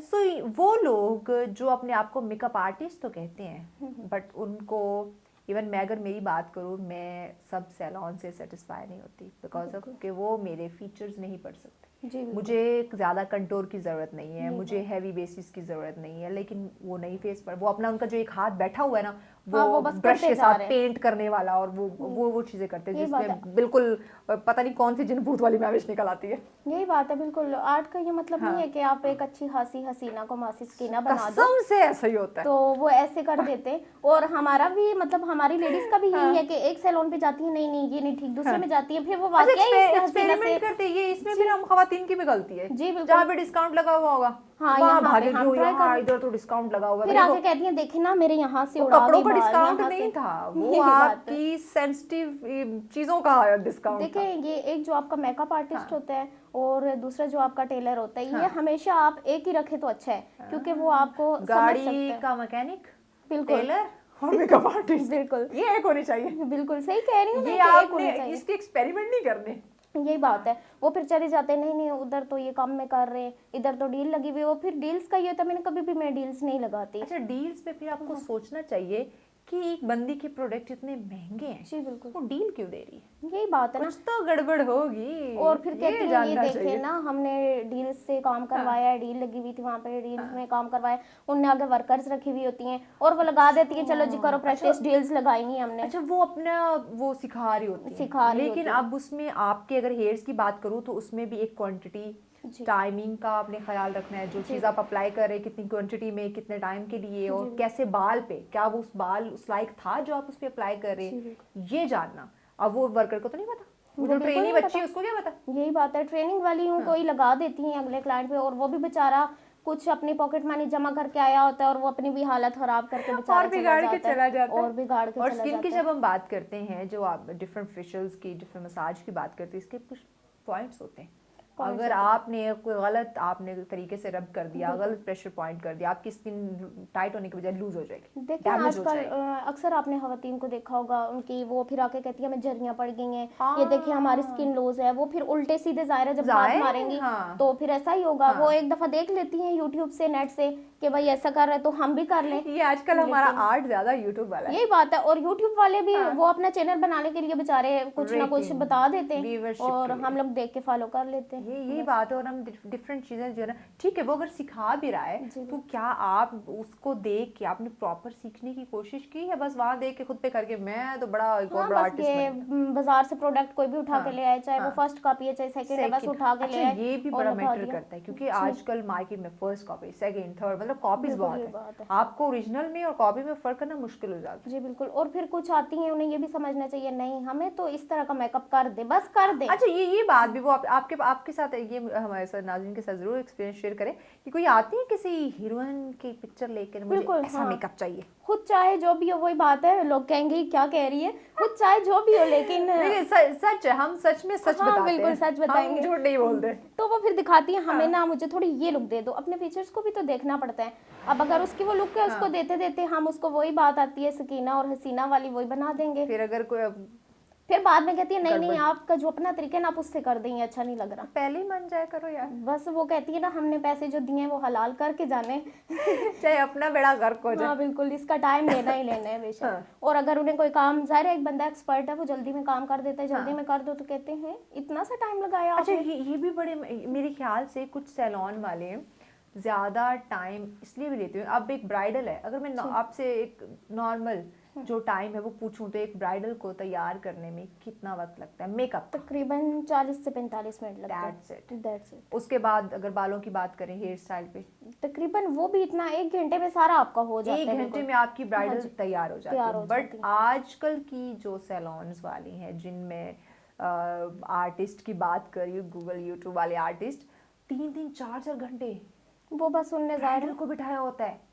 यही बात है। अब देखिए जैसे कौन सा मेकअप, अगर अब ये मैंने मेकअप किया हुआ है, इसमें सिर्फ आपने कलर इनहेंस कर ले, यही ब्राइडल का मेकअप होगा। आपकी लुक आपकी ज्वेलरी देती है, बिल्कुल यही आपका बात है। आउटफिट देता है। बिल्कुल यही बात है। मेकअप तो यही है, बस आपने कलर, वो कलर इनहेंस करने, कलर आपने बिल्कुल शार्प यही करने, बात। that's वो it। बस दिखा रही होती है हमने इतने पैसे लिए तो देखे हम इतना काम भी तो कर रहे हैं। आपका सबसे पहले काम ये है कि आप अपने क्लाइंट को सेटिस्फाई करें, हमने ये करना है, हम ये करने क्लाइंट को लगे। थकाते हैं। बिल्कुल यही बात है। और वो कुछ होती हैं, आओ आओ बैठो जल्दी करो, उठो और जाओ, वो ना क्लाइंट सेटिस्फाई हुआ और ना कुछ। पहले तो सबसे पहले ये कि क्लाइंट को डील करने का आपका तरीका मेकअप अच्छा के होना साथ चाहिए। साथ आप कस्टमर डीलिंग भी एक आर्ट है। डीलिंग बहुत ज्यादा जो है ना इसमें मैटर करती है। अगर आपकी डीलिंग अच्छी है तो आपका क्लाइंट वो रेगुलर होगा। ये नहीं आपने एक ही दफा उसे पैसे लेने जेब में डालने और बस ही चलो जाओ। अच्छा, ये बात है कि अगर इस माइंडसेट से हम चलें कि मैंने सिर्फ एक दफा इससे नहीं कमाना, जी बिल्कुल, बार बार इससे कमाना है। जी बिल्कुल, कमाना है और वो भी अच्छा काम करके कमाना अच्छा, है। ताकि वो जो मैं कमा रहा हूँ वो हलाल हो। जी बिल्कुल, ये बात है। और काम भी अच्छा करो कि वो बेचारी बाहर जाए तो उसे ये कमेंट्स ना मिले, ये तो यहाँ से क्या ये है तुम्हारा, इससे अच्छा तो तुम तो बिना मेकअप के आ जाती। हाँ, या तो मुझसे करवा मुझसे लेती। करवा लेती। हाँ, मैं तुम्हें कर इससे अच्छा तो मैं कर लेती हूँ, इससे अच्छा तो हमारी पड़ोसन वो मोहल्लेदार नहीं वो कर लेती। हाँ, ये फलाने सैलून चली जाती, वो तुम्हें कर देती, वो कर देती। सजेशन देने वाले हम बहुत ज़्यादा हैं। अच्छा एरा, मुझे ये बताओ, मेकअप की हम ज़्यादा बात कर रहे हैं, अगर आप किसी प्रोफेशनल प्रॉपर, क्योंकि ये एक बहुत बड़ा आर्ट है, इस आर्ट को हर कोई नहीं समझ सकता, नहीं जान सकता। एक अगर हम बात करते हैं ब्यूटी एक्सपर्ट की, मेरे तो ये हाँ ठीक है, मेकअप आर्टिस्ट ही है ना भाई, मेकअप आर्टिस्ट ने आपको स्किन को रीड करना है। आपकी स्किन अगर डैमेज है तो उसने कैसे मज़ीद उसको डैमेज होने से बचाना है उस मेकअप से। सो मुझे ये बताएं कि अगर आप इस आर्ट को सीखे बगैर, पढ़े बगैर, यूट्यूब से देखकर आप एक आर्टिस्ट बन रहे हैं, इसके साइड इफ़ेक्ट्स क्या हैं?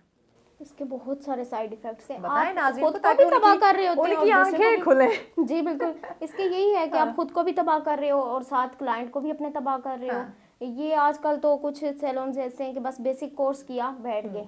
और यार इवन 3-3 महीने का कोर्स करके सैलून बनाई बैठे वही हैं। ना, बेसिक किया। और जाहिर सी बात है, इस कोर्स में अब देखे मेकअप में चले जाएं तो वो कहते हैं basic, advance, professional, specialisation, high professional, इतना कुछ आया हुआ है। और पैसा लगता है तो बंदा सीखता है। यूट्यूब से बैठ के सीखे तो हर कोई मेकअप आर्टिस्ट है, शायद। हर कोई मेहंदी आर्टिस्ट है। देखें, इसमें भी टेक्निक्स होती हैं। अगर आपको टेक्निक्स नहीं पता बेसिक, तो आप क्या करेंगे? ये बात और बस ये थ्रेड चलाना सीख लिया और फेशियल इधर उधर हाथ मारना सीख लिया तो वो बन थ्रेड की गया। जब बात करते हैं ना, क्योंकि ये एक इतनी बड़ी फील्ड है ना, हर पॉइंट पे पॉइंट्स है कि थ्रेड यूज करने का भी एक तरीका है। बिल्कुल यही बात है। थ्रेड का भी, ये भी मैं नाज़रीन को बताती चलो, हम कहते हैं ना हाँ वो मोहल्ले वाली की खाला वो फूफी हाँ, मासी यूं की, कैंची बस बना के हाँ चलो। वो उनको आता है थ्रेड तो मैं उनसे करवा लेती हूँ। ये सैलून पे उसने वो वर्कर रखी थी, वर्कर ने कर दिया। थ्रेड यूज करने का भी तरीका है। बिल्कुल, थ्रेड यूज करने का भी तरीका है। और आजकल भी कुछ सैलून्स वालियां मैंने खुद देखी हैं कि वो वही, और यकीन जाने मुझसे वो नहीं चलता, वो थ्रेड, वो कैंची वाला नहीं चलता। मैं सच बता रही हूँ। ऐसे ऐसे ऐसे, और वो जाहिर सी बात है आजकल तो वो है ही नहीं। आप अगर प्रोफेशनल हो तो प्रोफेशनली काम करो। Yes, और exactly. वो बस मैंने देखा है कि वो इसी तरह अभी तक चलाई जा रही हैं। लेकिन कुछ क्लाइंट है जो इन चीज़ों से भी नहीं होते, और कुछ को इतना अच्छा करके दे दो तो वो तब भी नहीं मानते। मतलब किसी लेकिन हाल क्या में भी करे खुश बंदा? नहीं है, किसी हाल में भी खुश नहीं होते। अच्छा, स्किन कैसे डैमेज हो सकती है ये अगर हम ज़्यादा मेकअप यूज़ करें, या एक प्रॉपर किसी सैलून पे ना जाएं जो बंदी पढ़ी लिखी जानती हो, ऐसे डिस्काउंट के चक्रों में, कम रेट्स के चक्रों में किसी ऐसे अनाड़ी के हत्थे चढ़ जाए, तो स्किन पे उसके क्या असरात मरतब हो सकते हैं? देखिए, ये तो आजकल हमने वैसे ही बनाया हो कि मेकअप से स्किन खराब होती है। नहीं, ऐसा कुछ भी नहीं होता। अच्छा। आपका जो मेकअप होता है वो स्किन के ऊपर वाली लेयर में जाता है, आपका नीचे नहीं जाता मेकअप। तो स्किन खराब क्यों होती है? स्किन खराब इसीलिए होती है कि कुछ लेडीज होती हैं जो घर में करती हैं, टोटके वगैरह करती हैं अपने से, फिर अपने से मेकअप लेके वो कुछ भी एक्सपायर सर्दियों का निकाल के वो कर लेती हैं। फिर शॉप पे जाएंगी, उन्हें नहीं पता होता शॉपकीपर को, वो भी कहेगा ये बाजी ये देखेंगे अच्छा है, ये आप ले जाएं, उठा के ले आती वो हैं। मैं ये शॉपकीपर के भी ये समझ नहीं आ रही। आज का टॉपिक बहुत लंबा है, इसके लिए टाइम ज़्यादा चाहिए था कि शॉपकीपर अपना वो चूरन बेचने के चक्रों में होगा। हाँ, नहीं बाजी अपने तो ये जो लेना है। चीज़ उसकी नहीं बिक रही होगी ना, वो उसी पे आएगा, उसका रिजल्ट बहुत अच्छा आ रहा है, और वो भी पढ़ लेता है, वो भी लेडीज को देख लेता है कि इसको नहीं पता। यार उनका रोजाना का काम है खवातीन से मत्था लगाना। वो बिल्कुल यही बात है। उनको अगर नहीं पता होगा तो फिर किसको पता? और कुछ ऐसी खपतियां आती हैं, वो ब्रांड का बेचारियां मेकअप उठा लेती हैं और आके कहती हैं सुने मेरे पास तो ब्रांड क्या, आपका ये क्या? अच्छा, एक बंदे को समझ है, वो मेकअप आर्टिस्ट है, वो समझता है कि मैं आप पे क्या लगा रहा हूँ या मैं क्या कर रहा हूँ। मेरे पास तो ये ब्रांड है, ये देखें, ये वाला नंबर मैं यूज कर रही हूँ, ठीक है, आपने तो वो नहीं रखा हुआ, नजर नहीं आ रहा, ऐसे से करती हैं। बीबी अगर तुम सैलून में आई हो तो ये देखो कि मेकअप आर्टिस्ट ने आपकी स्किन को रीड करना है। यही बात है, आपकी स्किन कैसी है, यही एक्नी है या ड्राई है, या उसकी लेयरिंग उसने देखनी है, उसके अकॉर्डिंग वो आप पे चीज़ें अप्लाई करेगी। और एक ब्यूटिशियन का ये नहीं है कि वो सारी शॉप ही उठा के रख ले कि मैं सैलून वाली हूँ। नहीं, वो कुछ होती हैं। अब मैं कहीं भी मेकअप करती हूँ तो मेरी वैनिटी में सिर्फ इतनी सी चीज़ें होती हैं बस, जिससे मैं सारा मेकअप कर लेती हूँ। और अक्सर घर की खवातीन को देखो तो उनके तो बड़े बड़े थैले भरे हुए होते हैं, कहते तो हैं ना बेचारियों की स्किन क्यों ना खराब हो। आपने ब्राइडल मेकअप ना आप एक लिपस्टिक से भी कर सकते हो। बिल्कुल यही बात है। ये आप में हुनर टैलेंट। देखिए मैं मेकअप आर्टिस्ट नहीं, लेकिन आपको सारी चीजें मैं भी बताऊंगी साथ साथ। बिल्कुल देखिए आप एक होस्ट तो है ना, आपको समझ तो आपका रोज मेकअप आर्टिस्ट से पाला पड़ता है, रोज मेकअप आर्टिस्ट से, आप जैसे ब्यूटी एक्सपर्ट से पाला पड़ता है, तो हमें भी काफी हद तक। लेकिन अब मैं ये नहीं कह सकती कि I am a beauty expert, ये अब कहना गलत है। इन्फॉर्मेशन होना, नॉलेज आपके पास वो होना, और चीज है, वो और चीज है। बट अगर मैं कहूँ कि मुझे तो स्किन के बारे में ये पता चल गया है, बालों के बारे में ये पता चल गया है, कौन सी चीज कैसे लगानी चाहिए पता चल गया, तो मैं भी शायद ब्यूटी एक्सपर्ट बन गई, ये गलत होगा। एक और बात मैं आपको बताती हूँ पॉइंट की। ये है आजकल फेशियल में कर रही हूँ, फेशियल इलेक्ट्रिक टूल्स के साथ, जिन सैलून्स में लोग हाइड्रा नहीं अफोर्ड कर सकते, टूल्स आए हुए आजकल। और चाइना वालों ने हमारे लिए, पाकिस्तानियों ने तो हर कुछ नहीं किया, चाइना वालों ने क्या क्या कर दिया हमारे लिए। यही बात तो टूल्स आए हुए छोटे छोटे, अगर टाइम होता तो मैं आपको दिखा भी देती। वो टूल्स हैं, इतने अच्छे वो टूल्स हैं, हाइड्रा फेशियल के ही हैं वो। तो इस तरह मैं पीआरपी कर रही हूँ, आई लैशेज एक्सटेंशन वगैरह कर रही हूँ, सब कुछ। लेकिन कुछ सैलून्स वगैरह वो भी कोर्स किए बगैर आजकल रख रही हैं मंगवा के चीजें, उनके पास पैसा है, जिनके पास मंगवा के रख रहे हैं और वो लगाती जा रही हैं क्लाइंट्स को, वो करती बड़ी बड़ी लाइट्स लगा ली, बड़े बड़े फिजियोथेरेपिस्ट बनी फिरती हैं वो। यार फिजियोथेरेपी मतलब क्या, आप मजाक समझ रखा है इसको? वही ना, मैं अक्सर स्टेटस लगाती हूँ कोई काम कर रही हूँ तो सब पूछते हैं ये टूल कितने का मिल जाएगा, कहाँ से मिलेगा, हमने भी यूज करना है। मैं कहती हूँ ले लो, वहाँ से मिलेगा, ले लो। अच्छा ये अपने आई एक्सटेंशन की बात की, ये आपकी आंख को डैमेज नहीं करता, खराब नहीं बिल्कुल भी नहीं। ये भी आपके पास टेक्निक होनी चाहिए। जैसे मेरे पास स्टूडेंट्स आती हैं, सीखती हैं, तो एक दिन वही एक स्टूडेंट लगा रही थी, तो वो इसकी एक ग्लू होती है और वो काफी स्टिक होती है। हाँ, वो तो उसी का मैं वो जिस पे प्रैक्टिस कर रही थी अपने मॉडल पे, उसकी आई में चली गई। तो वो कहती है आपने तो इतनी जल्दी लगाई है। मैंने कहा देखें ये भी एक टेक्निक होती है, जब तक आपको प्रॉपर ट्रेनिंग ना हो आप नहीं कर सकते। ग्लू आईज में जाए तो कोई नुकसान तो नहीं होता? बिल्कुल होता है, वो इतनी स्टिक होती है। आप देखें वो लैश को, एक फेक लैश को ओरिजिनल लैश के ऊपर चिपका देती है, तो अगर वो आंख के अंदर चली जाए तो कैसे उसको कवर? वो बस फिर मैंने कवर किया काफी मुश्किल से। उसका कुछ ड्रॉप वगैरह होते हैं? हाँ, क्योंकि हो सकता है ना कोई इशू। जी बिल्कुल, अब 100% तो नहीं कह रिमूवर सकते। होता है लैशेस का। अगर आपकी लैशेस इधर उधर झुक जाती हैं तो इनके लिए रिमूवर होते हैं। और फिर ये डैमेज की आपने बात की, जहाँ तक तो डैमेज नहीं करती। अगर आप एक्सपर्ट हैं तो ये आपकी लैशेस को नहीं करती डैमेज। ये 1 मंथ के लिए होती है। 1 मंथ के लिए होती है। और इसके लिए कोई एहतियाती तदाबीर होती है? यही होता है कि आपने मस्कारा नहीं लगाना और इस पे बेस वगैरह ना गिरे। अच्छी मतलब अच्छी लुक आती है एक। विदाउट मस्कारा कैसे? वो बस होती है ना, फेक होती है, जाहिर सी बात है। और वो आपकी लैशेस के ऊपर लगी होती हैं, तो नहीं, लुक वो आपको ऐसे ही देती हैं, ओरिजिनल वाली लुक देती है। अगर अच्छे तरीके से लग रहा है कमेंट में बताएं, हम ट्राई करेंगे। आप ट्राई करें, इंशाल्लाह आपको अच्छा लगेगा। हाँ, कि कैसा, क्योंकि एक ठीक है मेकअप है तो हम वक्ती करते हैं और फिर रिमूव कर देते हैं, बट कुछ चीज़ें आपके साथ परमानेंट रहती हैं, लाइक 1 वीक 2 मंथ। 1 मंथ। सो वो कैसी फीलिंग देती है? इसी तरह बहुत सारी चीज़ें हैं। आईब्रो टिंट आया हुआ है, जिनके आईब्रो बहुत ज़्यादा पतले हैं। अच्छा, फेस पीआरपी, उसके बाद बेबी ग्लो। हीरा, हम तो कह सकते हैं कि अब तो वो जो हम सुना करते हैं ना, पूरा आर्टिफिशियल फेस आ जाएगा, अब तो वही आ चुका है। हाँ बिल्कुल आ चुका है, ये फुल परमानेंट मेकअप आ चुका है। जी बिल्कुल यही बात है। मुंह धोएंगे तो वो मेकअप उतरेगा नहीं। और प्रैक्टिस के लिए हमने देखे बना दी है, प्रैक्टिस के लिए ऐसी चीजें, फेक लिप्स बना दी हैं, फेक ईयर प्रेसिंग, अब जैसे वो भी मैं कर रही हूँ सैलून पे। तो उसके लिए उन्होंने ईयर्स बना दिए हैं प्रैक्टिस के लिए। तो आप सीखें, पहले इस काम को सीखें और फिर बात के पहले सीखना चाहिए। जी बिल्कुल। हर इंसान सब कुछ कर सकता है, क्यों नहीं कर सकता, लेकिन करने के लिए कुछ करना पड़ता है, करने के लिए कुछ करना पड़ता है। ग्लो का आपने जिक्र किया, बीबी ग्लो का ये क्या सीन है? ये बेबी ग्लो भी एक ट्रीटमेंट होता है और ये भी हर कोई नहीं कर सकता। ये जब तक आप इसमें भी एक्सपर्ट नहीं है तो आप नहीं कर सकते। तो इसमें भी जो है ये भी काफ़ी स्किन के अंदर तक जाते हैं। इसके सीरम्स होते हैं और फाउंडेशन होता है। ये आपका 1 ईयर तक रहता है। कुछ लोग जो समझते हैं कि ये हम लोगों को बिल्कुल वाइट कर देगा, ऐसा नहीं होता बिल्कुल। इसके सेशंस होते हैं। ये तो आपकी आई थिंक एक बेस है ना? जी बिल्कुल। जो आपकी मतलब जो हम हल्का सा फाउंडेशन लगा के स्किन को नीट करते हैं, बिल्कुल जस्ट लाइक दैट। हाँ, और ये अंदर तक जाता है स्किन के अंदर। मतलब आप ये कहें कि ये एक परमानेंट बेस यूज कर रहे हैं। परमानेंट बेस यूज कर, मतलब जो आपकी नेचुरल वो आपकी लुक कर देता है, मतलब हैवी नहीं, जस्ट क्लियर स्किन हो जाती है। पिगमेंटेशन आपकी खत्म कर देता है। डबल टोन स्किन जो होती है वो खत्म कर देता है। ये कहीं से व्हाइट कहीं से ब्लैक। कितने सेशंस होते हैं तकरीबन? इसके लाजमी होते हैं 4 सेशन लेना। उसके बाद अगर कोई ज्यादा 4 सेशन कब? तकरीबन 1 वीक बाद एक सेशन होता है इसका। ये 1 मंथ? हाँ, क्योंकि एक हफ्ते 1 बाद मंथ में ये हो जाता है। हाँ जी 1 जी। मंथ में हो जाता है। तो अगर हम बात करें, क्योंकि ना ये भी एक अच्छी चीज़ है बेबी ग्लो कि आपको बार बार मेकअप नहीं करना पड़ेगा, एटलीस्ट बेस नहीं लगानी पड़ेगी, मुंह धोए लिपस्टिक लगाए भागे। यही बात है। सो अगर इसके जो खर्चा है, इसकी लागत है, इसके एक्सपेंसेस है, वो क्या है? तकरीबन इसका वैसे तो जो है 12,000 पर सेशन है। 12,000? 12,000 और मैं जो ले रही हूँ वो 5,000 ले रही हूँ। अरे वाह, ये डिस्काउंट है। हाँ बिल्कुल। यानी डिस्काउंट का 20,000 जी में बिल्कुल। आपके सेशन कंप्लीट हो जाएंगे। हाँ बिल्कुल। और दूसरा आजकल तो वही बात है, एक बना बनाया इंसान आ जाता है। सीरियसली? तो लैशेस हो गई हैं फेक, आपके आईब्रो हो गए, अगर किसी के आईब्रो नहीं है, बारीक है, उसके बाद लिप टिंट आ जाता है, एजड खवातीन का बेबी ये ग्लो के issue साथ आता लिप टिंट आ जाता है, ब्लश आ गया है, Oh. बहुत सारी ऐसी चीजें आ गई हैं। बट इन सारी बातों करने का जो एक रिजल्ट निकलता है वो आर्ट, आर्ट एक बहुत बड़ा आर्ट है। यस, लेकिन इस आर्ट को सीखना पड़ेगा। सीखना पड़ता है। पैगाम क्या देंगी नाज़रीन को, स्पेशली उन बच्चियों को मैं कहूँगी पैगाम दे जो इस फील्ड में आना चाहती है बट सीखती नहीं है। यार ये मैं प्रोग्राम में बता के थक गई हूँ, पहले सीखो। आप बोल दो शायद आपकी मान जाए। हाँ बिल्कुल, यही बात है कि सीखें आप लोग, पहले हाँ। सीखें और फिर इसको करें। और ये कोई बुरी बात नहीं है, आप लोग सीखें, ये भी एक आर्ट है। आप इसको सीखें अच्छे से और फिर आप लोग करें, ताकि आप लोग आगे अगर आपसे कोई पूछे तो आप बताएं, आप सब उसको नॉलेज दें। आप में नॉलेज में ये नहीं क्लाइंट आता है पूछे क्या Confident करें, लोग आप बस बता सकें कि दिस एंड दैट, ये प्रॉब्लम है, ये चीज़ें हैं, ना कि आपको नॉलेज ना हो और आप डाउन हो जाए।